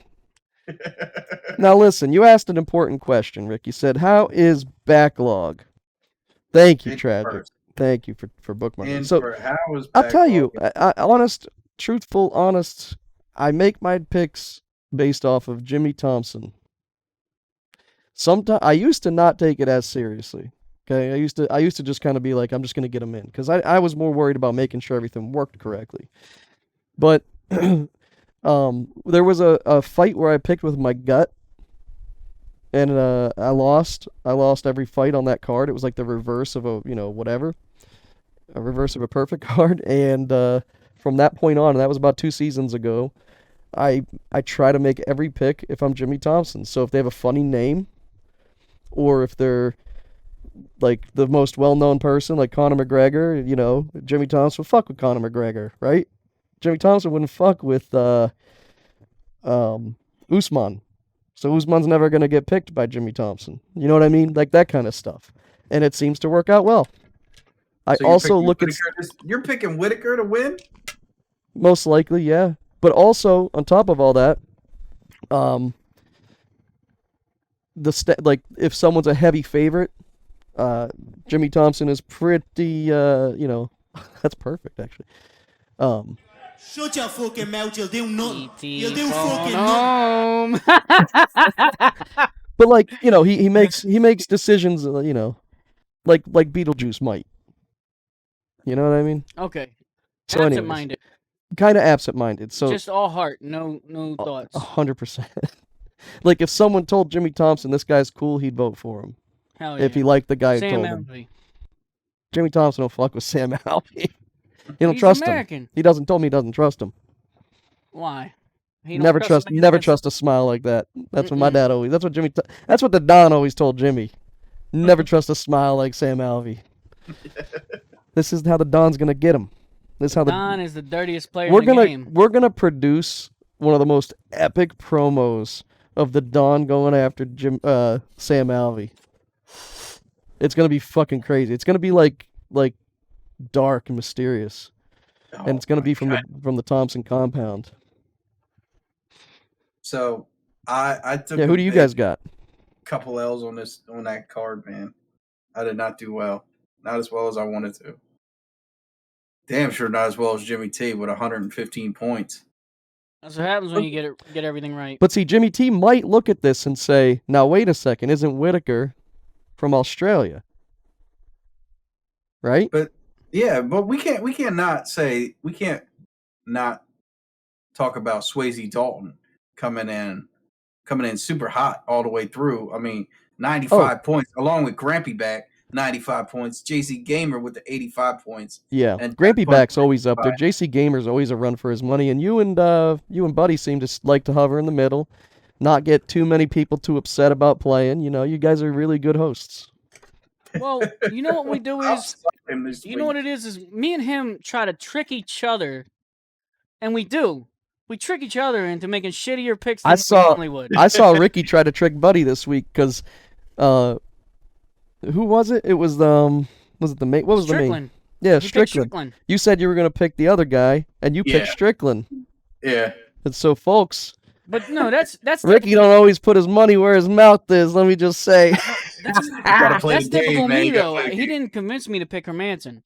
Because I picked Hermansson because I like a lot of times I'll go with the grappler. Mm-hmm. A lot of times. But it shows that Ricky has complete understanding of entertainment and real deal. Because Strickland won, you know, and we're smaller than him, like Hasbula. That's what Hasbula and that other guy. But no, look, Swayze Dalton's staying up there. Like I said, JC Grampy back. The first week, no one really had too many points, so it was a crappy week 2 weeks ago. But anyone wanting to get involved, most people miss a pick or two, so there's always a chance. It's a long season. This is only two fights, and so anybody could get in, and one good card puts you up there. 275. Every main card of UFC. You get to do all your picks on, and it's easy. You just have to join. Make a command for it. I don't. This is it right here. No. Nope. We already have commands. Look, hit FPC. We got commands, brother. Oh man! Look at this. Yeah, but that's to the Discord. So did you guys see? What's did FPC2? You guys see the Russian fight? The freak show Russian fight? No, what was it? It was a 525-pound man. It's not that one. Going up against a 115-pound girl. And the girl won. Via decision. They called it like a Russian freak show or something. Didn't that already happen? Yeah, that's what I'm saying. Did you see it? I know it happened. What is this? That's not where I was going. Sorry. Fuck it. We'll figure it out later. Yeah. Just remind one of the mods, put it in the admin chat, please, that we need to make a command for the Fight Pick Championship. The form itself. The form? Mm-hmm. J Poppy, was it so the people can enter their picks? Somebody get the form for us. I just heard the result. I heard the result was that she won via decision. Were the rules kind of pushing in her favor, or were they just brawling? That was the main card, the two chicks? No. I said the Russian freak show between. I don't recall that one. I don't think I watched the freak. I thought that happened a long time ago. Taking on a 115-pound girl. Thank you for the clip, Ray. What were we talking about? Just keep. You were looking for the form. I'm looking for form. He's asking about. Did you think the two Russian chicks that went at it? Not two chicks. It's a fat guy and a Russian chick, right? Yes. That's old as fuck. That happened again? I guess. I don't know. I just seen it on the dirt sheets. Right? I don't know. That might be old as fuck, brother. Either that or they done did this and they're redoing it. Either way. Or Buddy just forgot he didn't create it yet till yesterday. I like that shit, bro. You know me. I'm a circus freak kind of guy, bro. I say intergender fucking matches are for the win, bro. I think that Cyborg or Amanda Nunes or Shevchenko could fuck up a lot of people, a lot of men. If anyone has a link to that fight, I'd love to see it.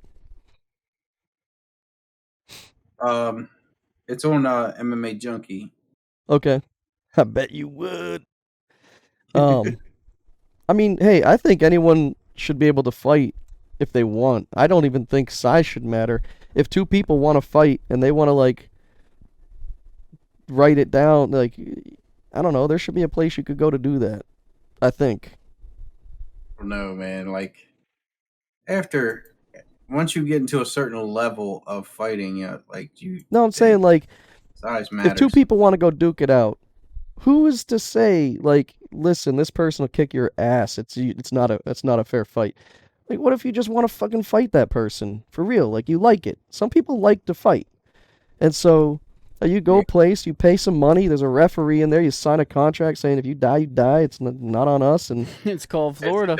you let these two go at it like fucking. I mean, that's what they're doing in the backyard thing. The You mean bare knuckle? not bare knuckle, the other one. Street beefs. Street beefs. I mean, that's kind of what it is, right? I'm not sure. We would have to ask people that are involved with But that. I'd love to see, you know, husband and wife who just hates each other wants to fucking get at it. He's just trying to get his wife to go in there and let him know I'm playing. No, I'm watching the show Big Little Lies or Little Big Lies with Crystal, and there's just it's about a couple of different women who have fucking fucked up lives, and there's like a murder that's happening. You don't know who's gonna die. Long story short, there's one of those fucking relationships. They throw hands.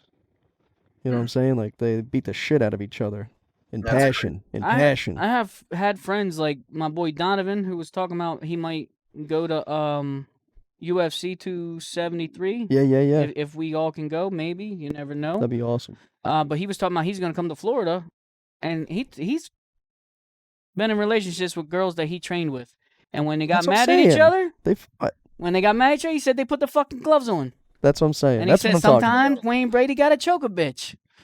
I mean, I ain't looking for anyone to like get into a fight that don't want to be in one. I'm saying if the girl wants to sign up for it, I'm all for it. I don't think there should be any rules there, or any rules against it. But So anyways, give me a bear versus a dude. Again, I think that's a fair fight too. Like if a guy wants to prove it, fuck the where's WWE. You know what I mean? The World Wildlife Entertainment, WWF. Fuck the WWF. We summoned Booker T's girl yesterday with that. Oh, yeah. All right, so are we getting to our fight picks, or what we doing here?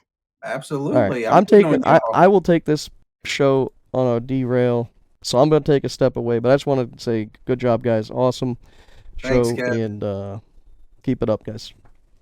All right, UFC 271 right here. Let's go. So where are we at as far as... Let me pull it up, sugar. All right. Jeremiah Wells taking on Mike Mathia. Who you got on this one? Mike Mathia is 3-0. Jeremiah Wells is 9-2. How you see this going, bro? Say that one more time about who is it? Jeremiah Wells and who else? Mike Mathia. Watch out.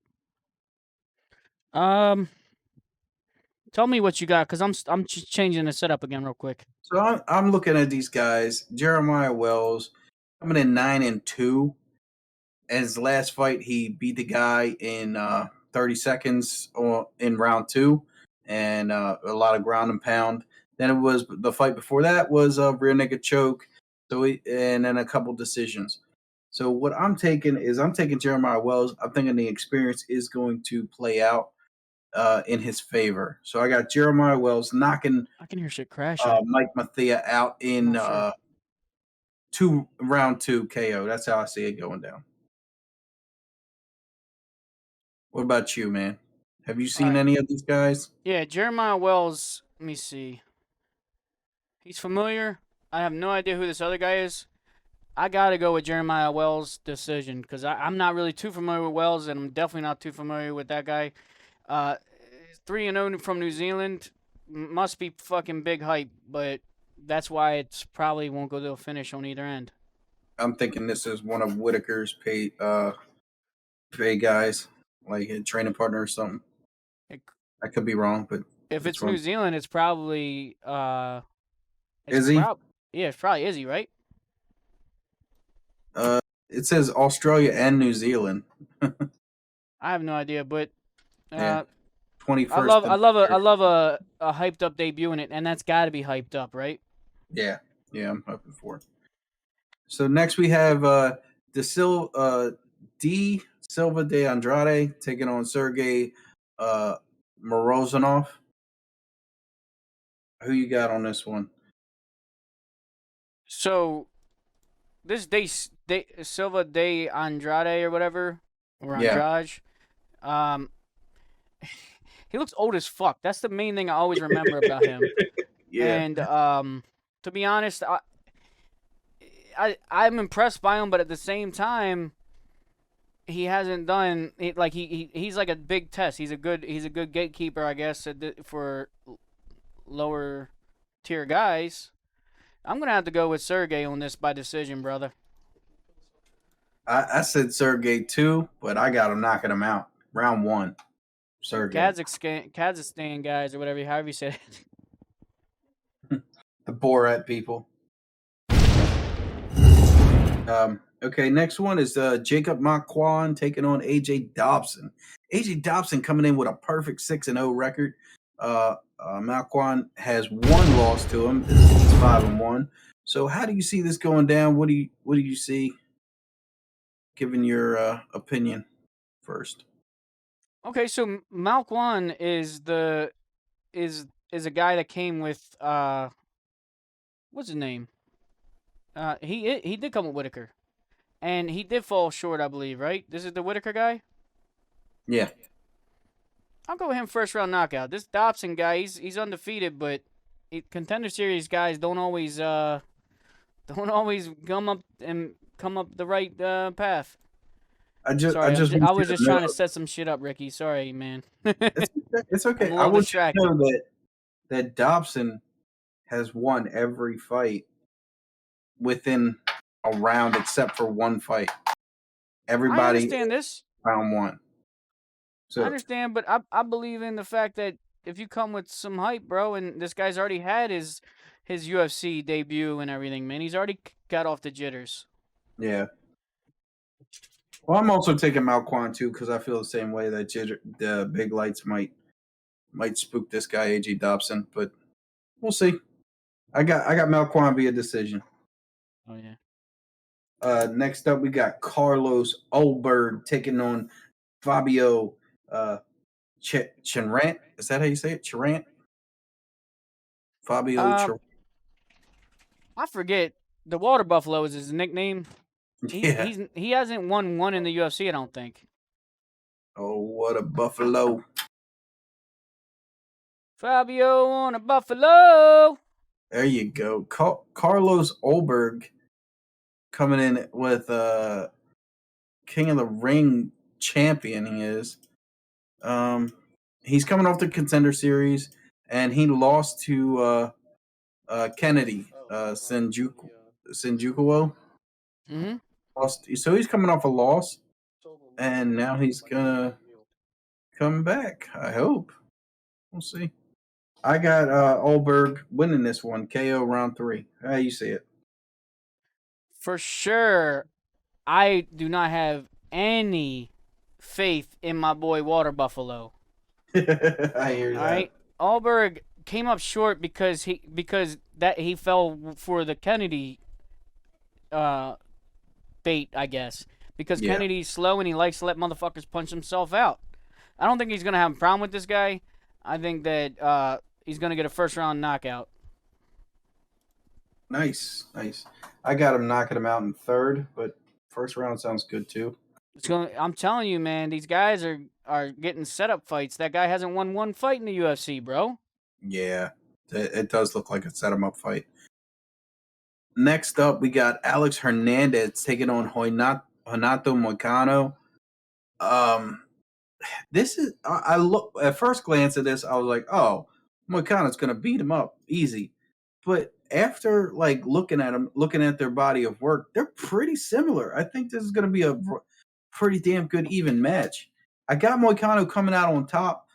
I think he has better jiu-jitsu, but I don't know. This is going to be a pick-up fight for me, man. I'm surprised that you think that they're similar fighters, because this is gonna go one of two ways. It's either gonna be Hernandez knocking fucking Moicano the fuck out savagely, or Moicano's gonna get lucky and get a submission. That's how you see it? I know that's how it's gonna play out. I guarantee it. And I'm just rooting for a fucking first round submission on my boy Moicano. Okay. I'm thinking they're gonna cancel each other out. Like Moicano. Hell no, dude. Hell no. Don't forget that Hernandez lost to fucking Cowboy via armbar. I'm not forgetting that, but I'm also he does like to stick to one attack over and over and over again. He doesn't like to adjust his game plan as he goes. So I don't know. I mean, that's why I say they're similar. I'm a wreck tonight, boy. It's okay. It's okay. Oh man, we're gonna get through it, bro. We're gonna get through it. Yeah, Hernandez thought he was a G at one point, man. I gotta say, I've had a bad taste in my mouth about Hernandez since the fucking Cowboy fight. He'll probably win this if I'm being honest. But I'm rooting for fucking Moicano like crazy. Yeah. And I thought they were lighter weight. I thought they were 145. They're 155. Hernandez has been fighting at 155. Moicano just moved up. Okay. That's what confused me. I was like, but he's getting knocked out by 145ers, my dude.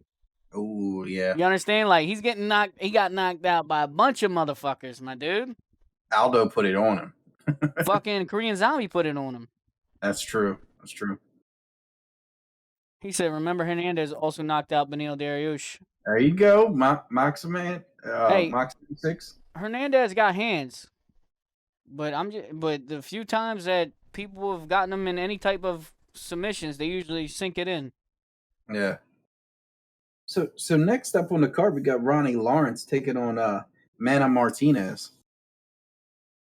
So, how do you see this going on? I don't know. I haven't heard of either one of these guys. Have you? Is Ronnie Lawrence the dude that is one of Henry Cejudo's boys? I am not sure. He's coming off the Contender Series. I do know that.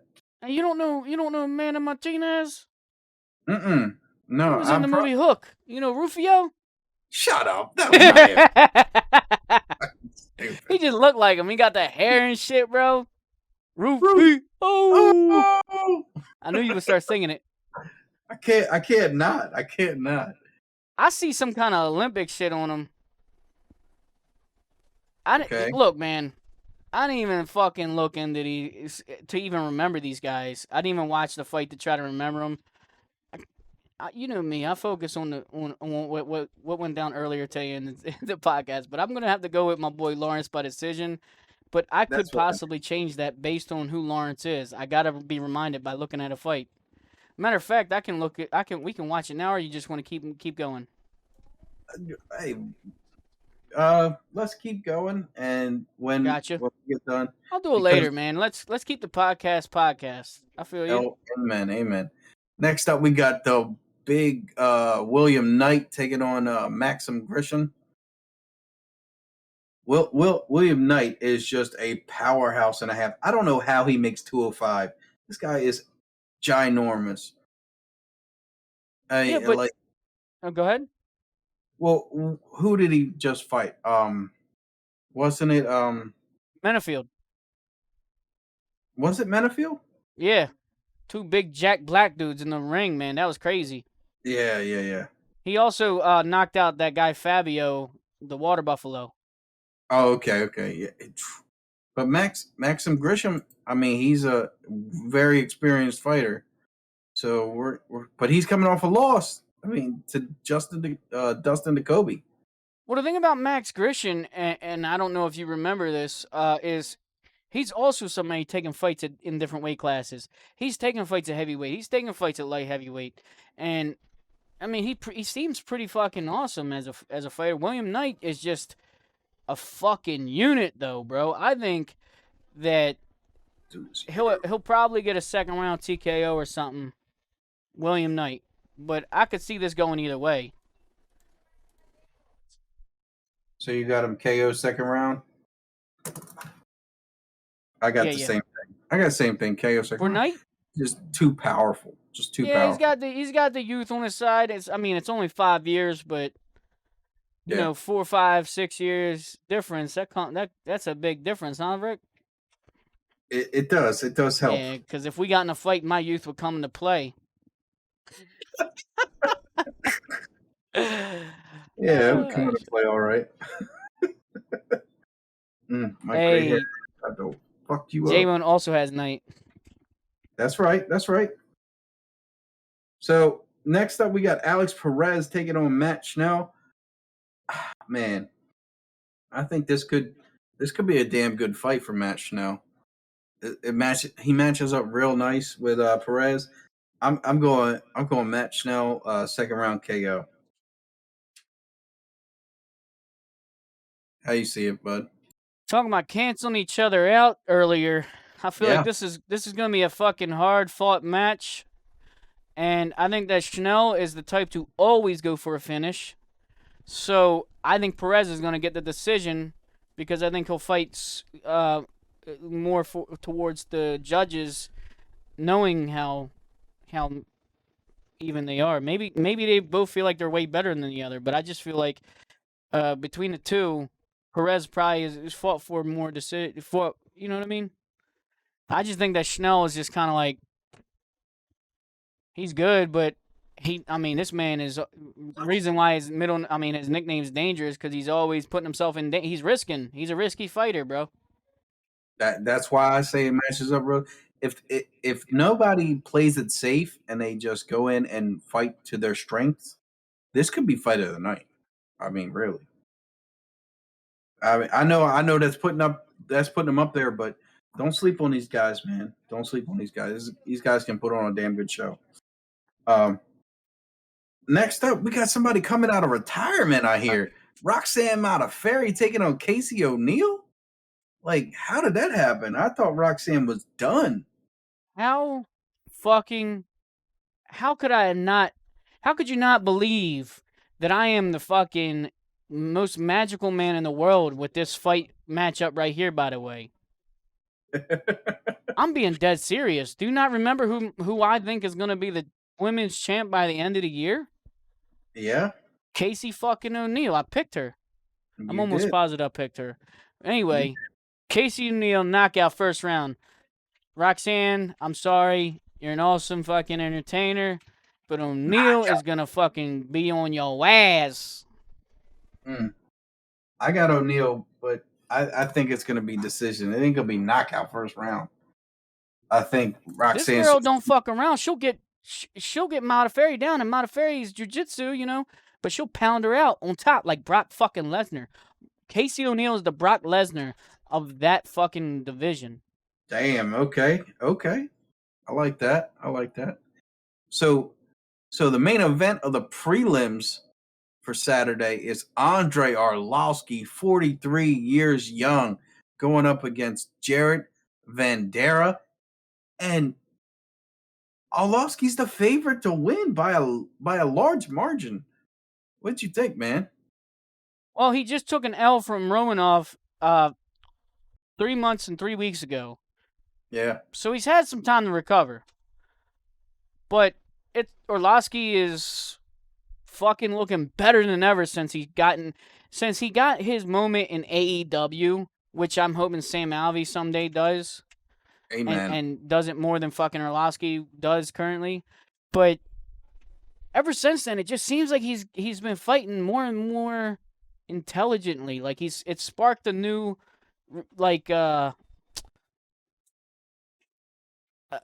a new hype in him. You know what I mean? Yeah, this is a newfound purpose this new style of fighting that he's doing, it's not a brawler mentality. It's very calculated. He takes a game plan to it, and he still has that killer instinct when you do get hurt that he just goes after it. I mean, I'm liking this new Arlowski, and I got him knocking Venata out at second round. All right. I'm going to say he sticks to the decision because the Mountain's a big boy, and I think Arlowski is just going to be very, very defensive on trying to not get accidentally knocked out. Because you get clipped, you might get knocked out. I think he's going to fight more smart. Yeah. Man, and to start off this pay-per-view, what a hell of a way to do it. Bobby King Green taking on Nasrat Mini Kelvin. I mean, good Lord. This is a damn good fight. This is my dark horse, too. I like the match now, Alex Perez, but this is my dark horse because Bobby Green knows how to put on a fight. He's entertaining as hell. What he did to Ally Quinta was awesome. It was a flawless victory. I know Al was on his way out and he wanted to retire and didn't really have it. But to get a flawless victory on somebody, I mean, come on, man. He barely got touched that last fight. I got Bobby Green all day on this KO round 3. Going to make it a damn good fight. Yeah, well, I will say that we fell off the Haparas train a while ago. Yeah. But there's times that he's proven us wrong after we already fell off the train. He's only 26 years old to Bobby Green being 35. There is a pretty big age gap there, but Bobby Green has the experience and he's still getting around just fine. So I think that maybe he won't get the KO, but he'll get the decision. Yeah, I think that as well. I think he could get a decision, but Bobby Green's just he's too much of a veteran to let that happen, and he wants to finish. He knows that he's not going to be the best fighter out there. You know, he's not going to get this big title shot right now. But in that understanding, he knows that he gets that 50 grand if he puts on a damn good show. And that's what he's out there to do. And that's why I think he's going to knock him out in the third. Yeah, I guess I'm giving Nasrat a little bit more credit. That's all, because I believe that you're not lying when you say everything you're saying about Green. I just give Nasrat the credit that he's going to give Bobby Green a little more trouble and not be able to, and just give him trouble. I mean, I don't think it's even going to be a 30-27. Right. I think that he may lose one of those 3 rounds. It's possible. It's possible. Next up, we got Kyler Phillips taking on Marcelo Rojo. Is that how you say it? Or Horgo? I don't know. Rojo. Well, this guy 10 months ago lost to Charles Jourdain. Okay. That's his claim to fame so far. So I don't know Rojo well at all. If this ain't a setup fight for Phillips, I ain't never seen one. If Kyler Phillips can't win on this fight, his stock is going to fall really far. Really far. He's going to be back on the Facebook fights before the prelims. Phillips looks like a fucking fun dude, though. The Matrix is real, man.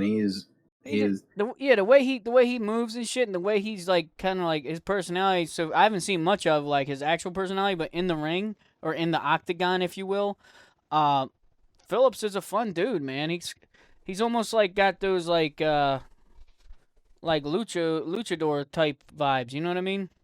Yeah. He likes to be flashy. 100%. 100%. I got him knocked out in the second round. Who you got? I can't hear you. First round, bitch. I just had to take a puff. I forgot you're coming down off the. Hey, I'm still a little flustered. I mean, some of y'all can tell. Ricky definitely knows that I'm off my game right now. A little bit. I'm sorry, guys. I that shit got me on another level. I can barely pay attention, but at least I know what I'm doing to a degree. Hey man, that was awesome. I'm still happy about that. I can't believe that happened. Because when we started 3 years ago, that just Lord have mercy, I'm wow about to blows my bust. mind that we've come from there to here. I mean, sitting in my dining room with 2 mics and a book. That's all this was. That's all this was. It was You know what? great. There was nothing wrong with that, and we would still be doing it like that Yeah, if yeah. if COVID and stuff like that didn't kind of separate that, and then I moved and shit. But we would have did the in studio, in real life studio more. I didn't mind it at all. I think that was an awesome setup, brother. It was. It was. I was happy with it. Uh, but fuck COVID, and we move forward and we evolve. So speaking of evolution, I mean, we got Derek Brunson up next, dude, and Jared Mm-hmm.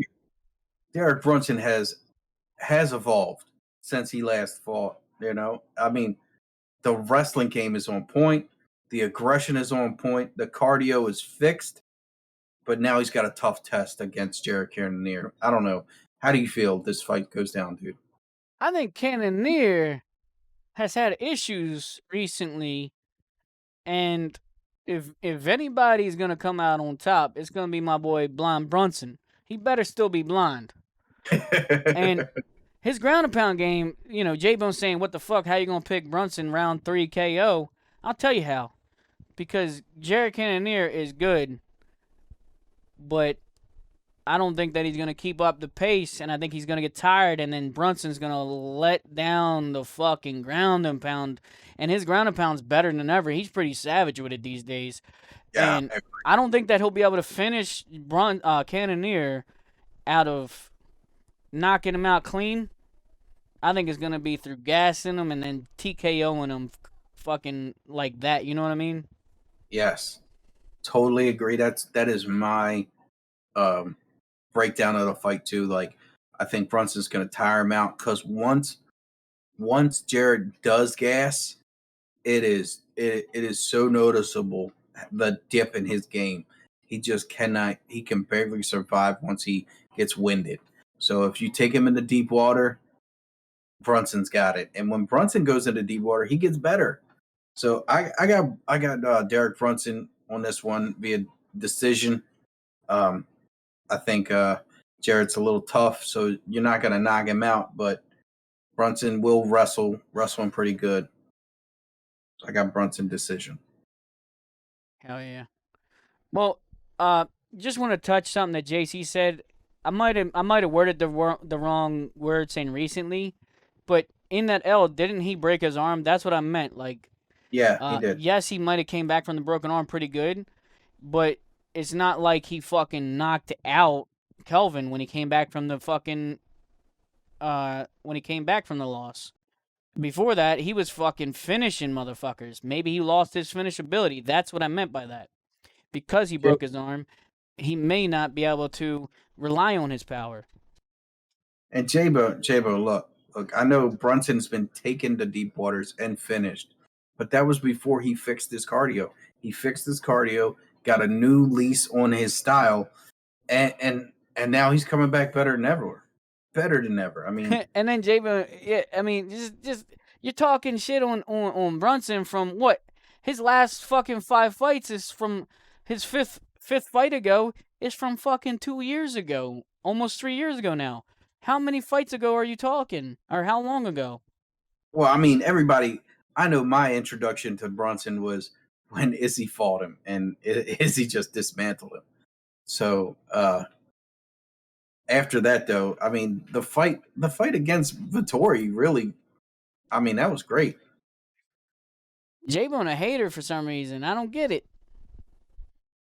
Look, he's saying that Brunson hasn't done nobody to nothing. Look, I think that the way he's beating these people is better and better, bro. I mean, he completely derailed Darren Till. Darren Till's never been the same after that. Y'all gonna make me do this, huh? Do it. Continue to share, dog. Okay. He got finished by Israel Adesanya. Literally one of the greatest 185ers of all time. He got head kicked by Souza and lost. Jacare. But this was back in 2018 when Jacare was fucking everybody up. Yep. Silva, he didn't even finish him. Silva didn't finish him. You know, I mean, and I'm just saying, like, the people he's getting finished by are all fucking really, really, really big fucking great UFC top guys. Like, you're disrespecting my man. Like, who does he have an L from that's like, that makes you say that he's terrible? Well, he did look like shit against Ian Heinisch. I'll say that. And Elias Theodora should have never went to decision. I understand that, but when he got to Kevin Holland and Edmund Sebastian, like he fixed his stuff. He fixed it, and he's been great ever since. And until he started, dude, the Edmund fight, that was fucking savage, and he has a KO victory against Machida as well. So don't fucking disrespect my man. Yeah. He's awkward, but he's got KO power. Yeah, and this is the fight that everybody's looking forward to as well. The co-main event of the evening: Derek Lewis, the Black Beast himself, taking on Tai Tuivasa. Are we gonna get the Black Beast, or is somebody gonna get a shoey? I mean, this fight should be on the main. It should be a main event anywhere else but this card. So, man, what a great co-main event. What do you think, bud? How do you think this is gonna go down? Dude, this is a fucking fan favorite versus a fan favorite. It's hard to fucking pick because you don't want to pick against either one of these guys. Tai Tuivasa has come and he's came back with a fucking new level of savage that he wasn't able to show before. I mean, Yeah. yes, he's not fighting caliber fighters like Derek Lewis, but if he knocks out Derek Lewis, that puts him right up there against the top fucking guys because, I mean, that's literally like a Connor type of deal, you know, because it's Lewis, bro. I agree. But the difference between Derek Lewis and Ty is Ty's a little reckless, and Derek Lewis knows when to attack and when to not. So for me personally, I have to go against Ty, and I'm picking Lewis to win. Knockout first round. I don't see this going into the second or the third. It's going to be in the first. Neither one of them want to fight long. Now, No. Lewis is kind of a wolf in sheep's clothing. He likes to lose the fight. He likes to look hurt. He likes to look winded. And then he fucking loads that motherfucker up and hits you. Yeah. Which is why I think that he's going to trick fucking Tai Tuivasa. First round knockout as well. But if Tai Tuivasa wins, I'll be just as happy, bro. I like both these guys a lot. Right. And JC Gamer says that it doesn't make sense in the rankings wise. I disagree. After the loss that Derek Lewis just took with Cyril Gane, he's gotta get back on track, but he can't just insert himself back into the title picture. There has to be a rebound fight, and this is a rebound fight. It's a fan favorite rebound fight for Lewis. This is less about the rankings and more about fan favorites. I agree. This is like a people's championship. Like they could put a BMF title on this. They both probably want to fight each other. They both are fucking funny guys. Yeah. So this is what everybody's asking for, bro. This is like this is Dana White and all the guys that match make throwing the fucking fans a bone, saying we know what the fuck you want.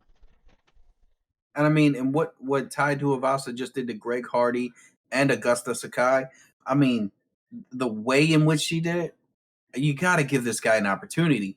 And what bigger opportunity than Derek Lewis? I mean, that's going to put him in the title picture. If Ty wins, it's going to boost him up tremendously. Hell yeah. So who you got, man? Lewis first round knockout, same as you. But that's because, like I said, I mean, he's good at baiting motherfuckers into thinking that he's hurt when he's not or tired when he's not. Can you imagine flying knee victory? I wouldn't be surprised, bro. Flying knee victory, Lewis. Calling it right now. Tell me I'm wrong. You can't. Well, I would go more with a fucking like a hook, in a fucking brawl. Yeah. That's how I see it ending with Lewis. I think Lewis is gonna get him with an inside hook somewhere when they're fucking like brawling and shit. Right. They might Now- just see this might be a tough man competition between Lewis and Ty. It might just be just banging each other's fucking heads in. Yeah. So now for the main event of the evening, got Israel Adesanya taking on Robert Whittaker. Now, I don't know. I could have swore this was the third fight that they did, but after rewatching the fight they previously had, it was the first round and the second round. I thought they were two different fights. They were just the same fight. Yeah, because they got finished. Beat him in the first round, and then he was saved by the bell, and then got up and then knocked him out in the second round. So it was weird. It was a weird one. I thought this was going to be their third fight, but looking back at the records, I'm wrong. This is only fight number 2. So how do you see, bud? So look, if you don't remember, I have saw the Whittaker light, right? Yes, you have. So I got to give the man more respect than the first time. And by the way, the first time they fought, I called that shit to a T, motherfucker. Yes, you did. But I give Whittaker one more round, bro. I give him one more round to last with Adesanya because I think Whittaker is a great fighter. I think that he will try to work a strategy like based off of the holes in the game that he saw with that Jan showed. But he ain't Jan. He ain't as big as Jan Blachowicz. It's Whittaker. So I think that Adesanya will defend all the attempts of keeping him down. If he gets him down, he'll probably get up. And I think eventually that he'll just catch him in the third round, brother. Third round. Okay. So So Izzy the for first the third time was round? the second round. Huh? You said Izzy third round or Whittaker third round? Oh, Izzy. I said I'm going to give him one more round. Okay. Give Whittaker one more round than last time. Okay. So I'm saying Izzy's going to win, but I think he's going to do it in decision fashion because of how safe he's been ever since he lost to Jan. Like he could have destroyed Vettori, but he didn't. He played it back. He knew he was going to win, and I think ever since he fought Romero, he's been playing it safe. He hasn't done a lot of flashy stuff. I got Izzy winning, but he's just playing the game. I got Izzy winning via decision. I don't think we're going to see a lot of flashy knockouts. So Yeah, well, I think that Israel Adesanya is a fucking showman, and he will get that finish. I mean, I'm hoping. I love to see him. I'm hoping for it, but I just don't see it with the stuff that he's been showing us lately. Robert Whittaker, on the other hand, though, I'm curious to see his new game plan. I mean, he's got to know that he's not as big as Jan, but how are you going to just come out and try and take Izzy down?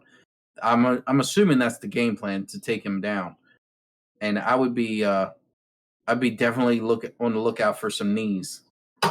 So I think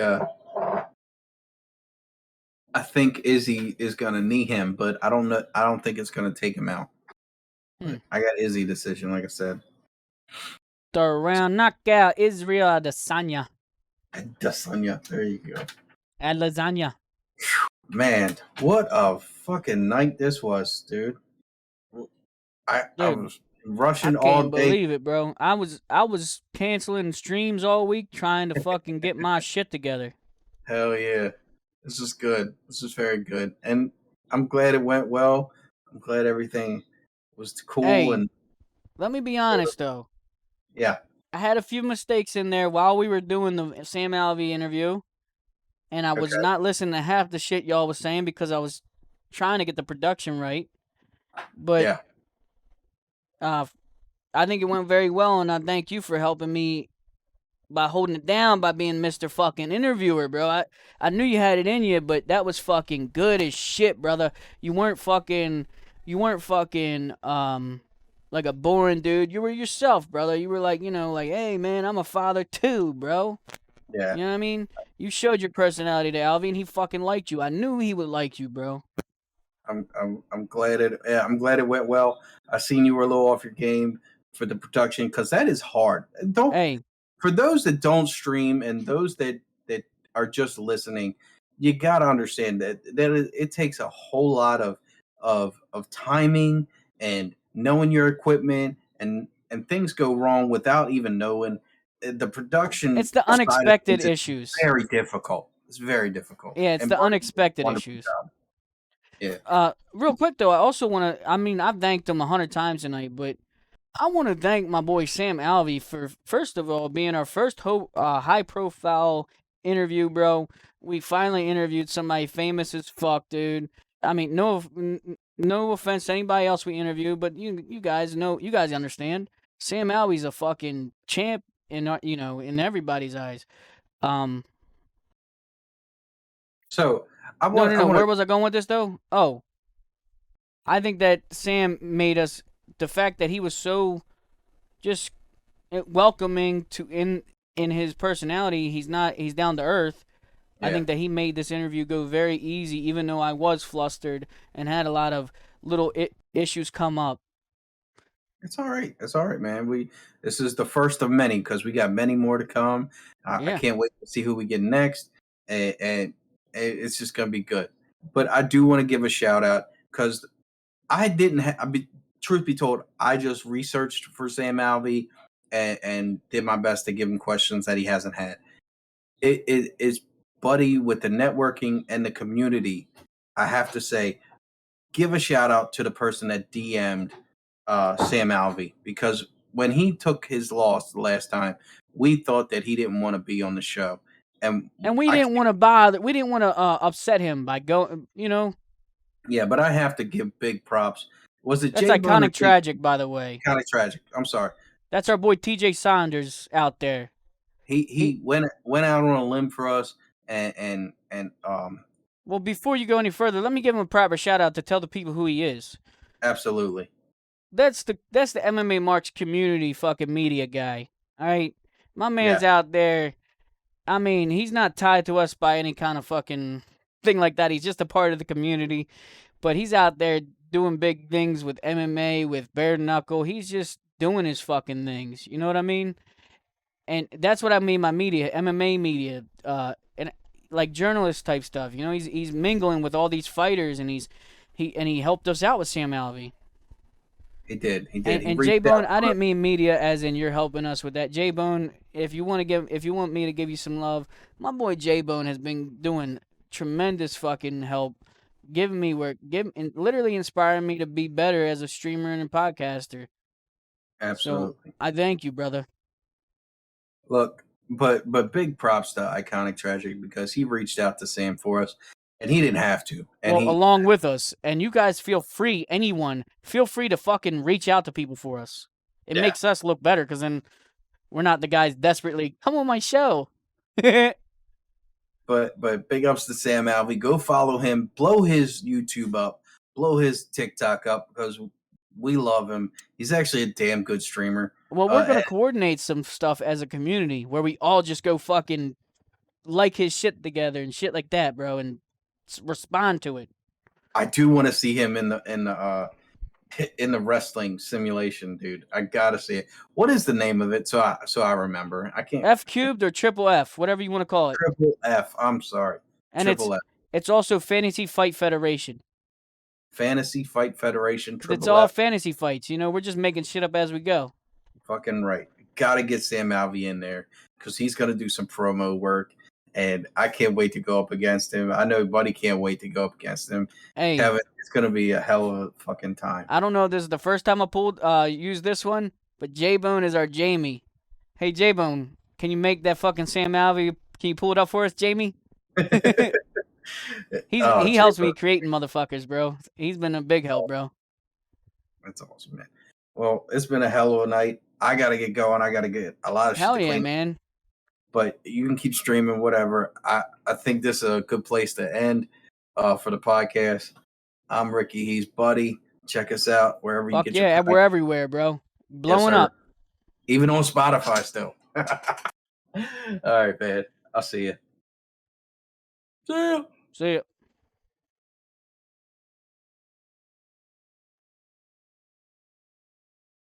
Are you leaving? No, I just stopped the podcast. We can. Okay, I wasn't sure. I wasn't sure how we were doing this because I was gonna say I wanted to talk to you either Wanted to way, even stop. off stream. If I have to take a break, I will. Hey, Yeah. the one amazing or the one Amazon. I mean, what's up, man? How you doing? Welcome in. It's all right. I'm glad that you come to say what's up, man. Everybody's welcome. BKZJT, my boy, fucking Ricky ain't left yet. It's still early for us. Yeah, I want. Surprisingly, You can it's stay as only long as you want, 9:30. brother.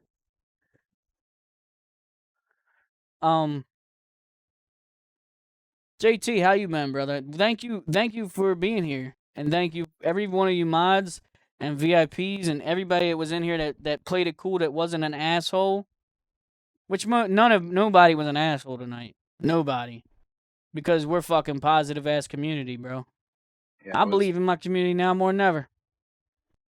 Yeah, these guys Hey, are J Bone, I'm gonna fucking.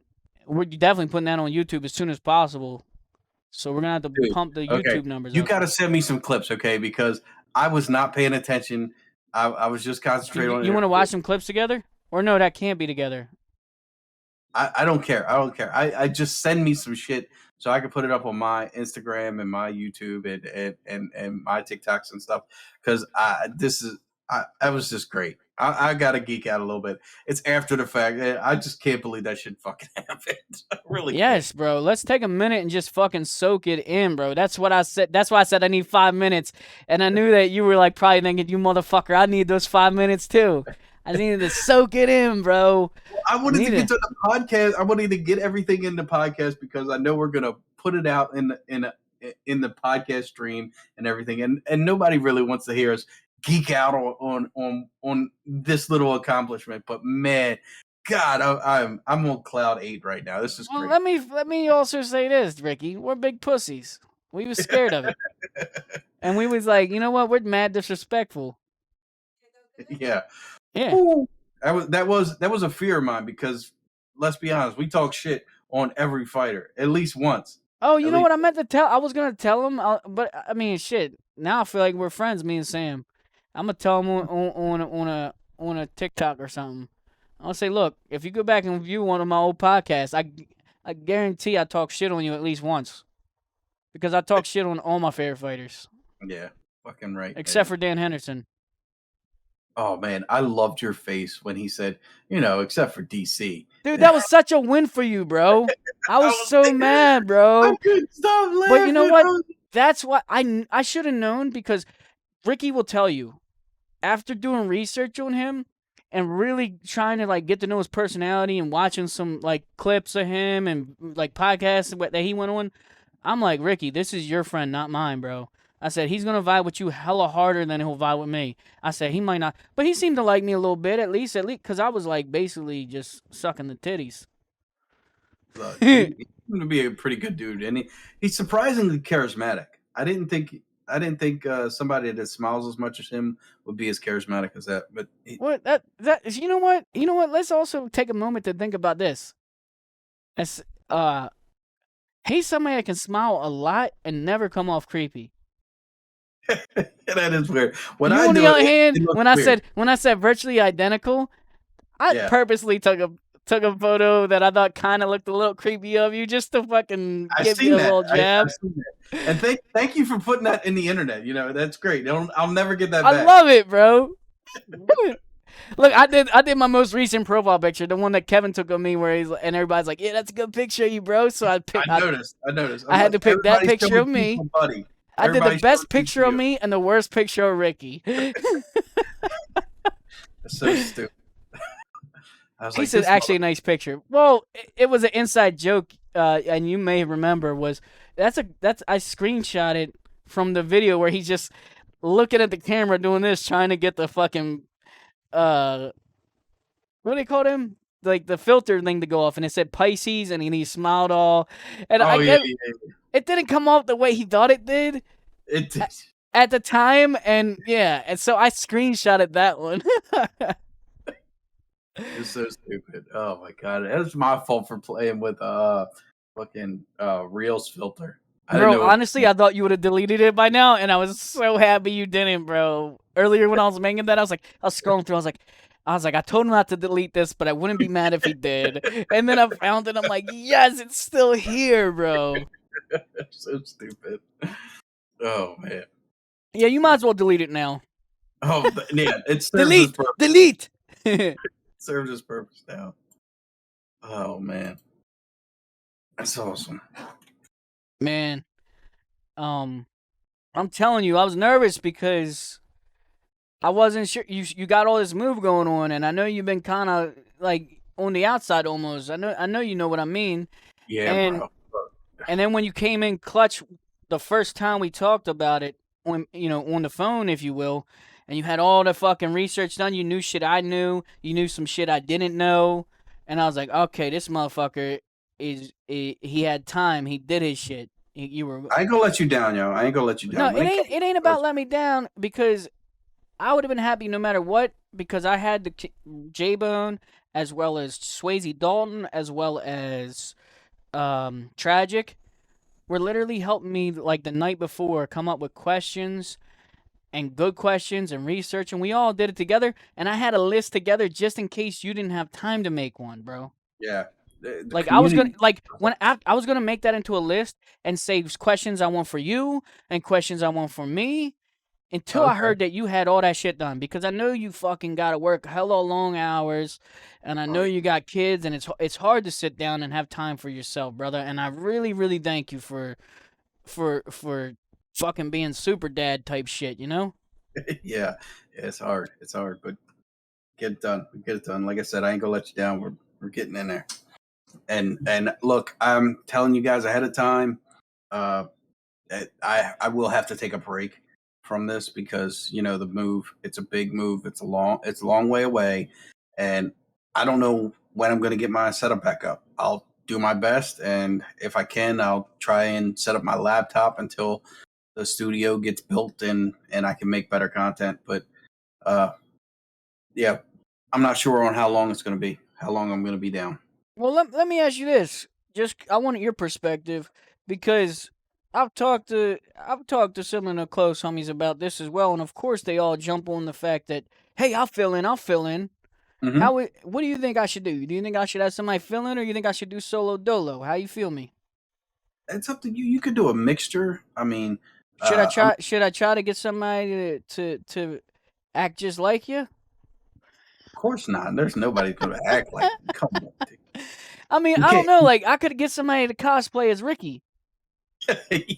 Yeah. Oh yeah, yeah. I want to see that. I literally think that might be a good fucking idea.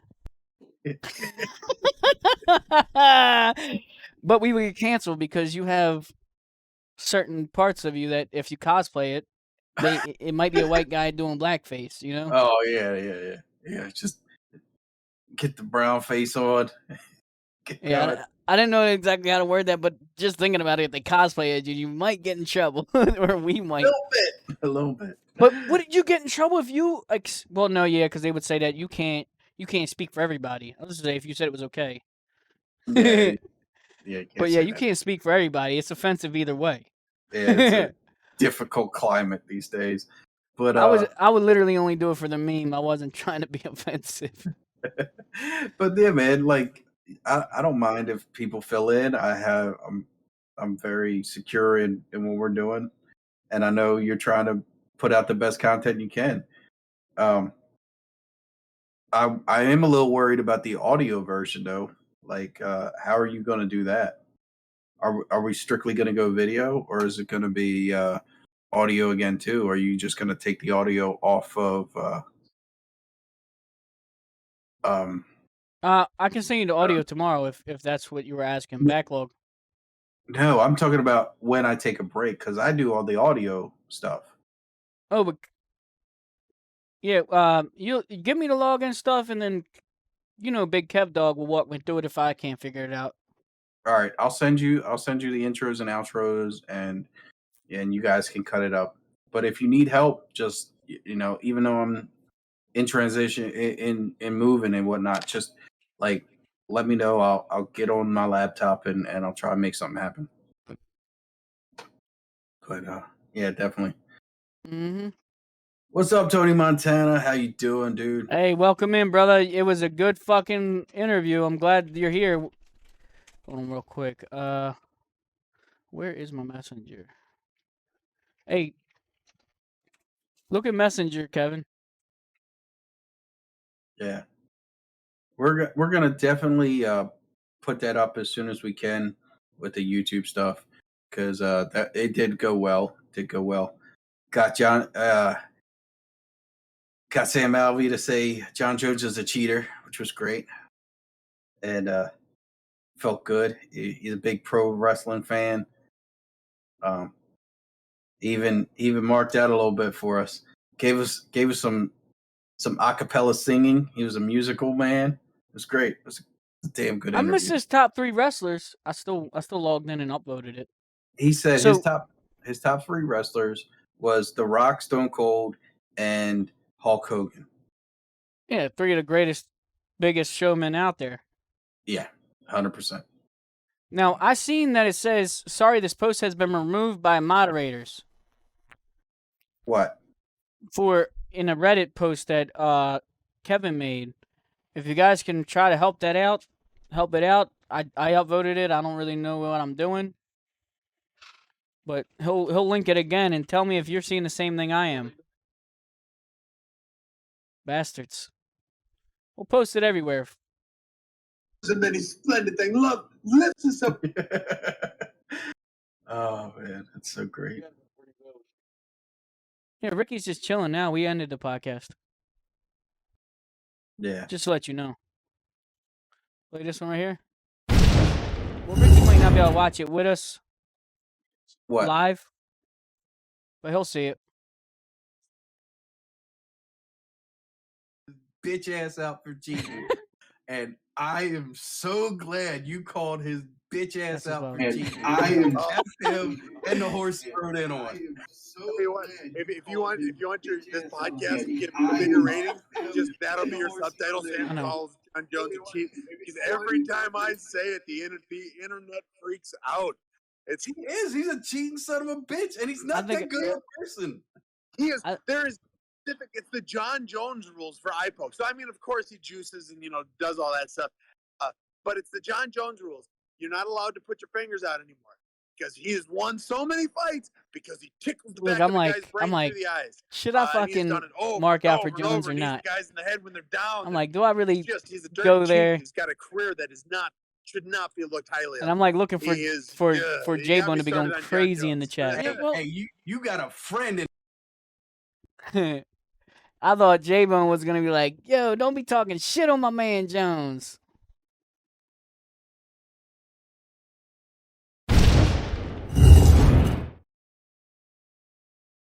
Appreciate you, bro. Appreciate you for fighting the urges.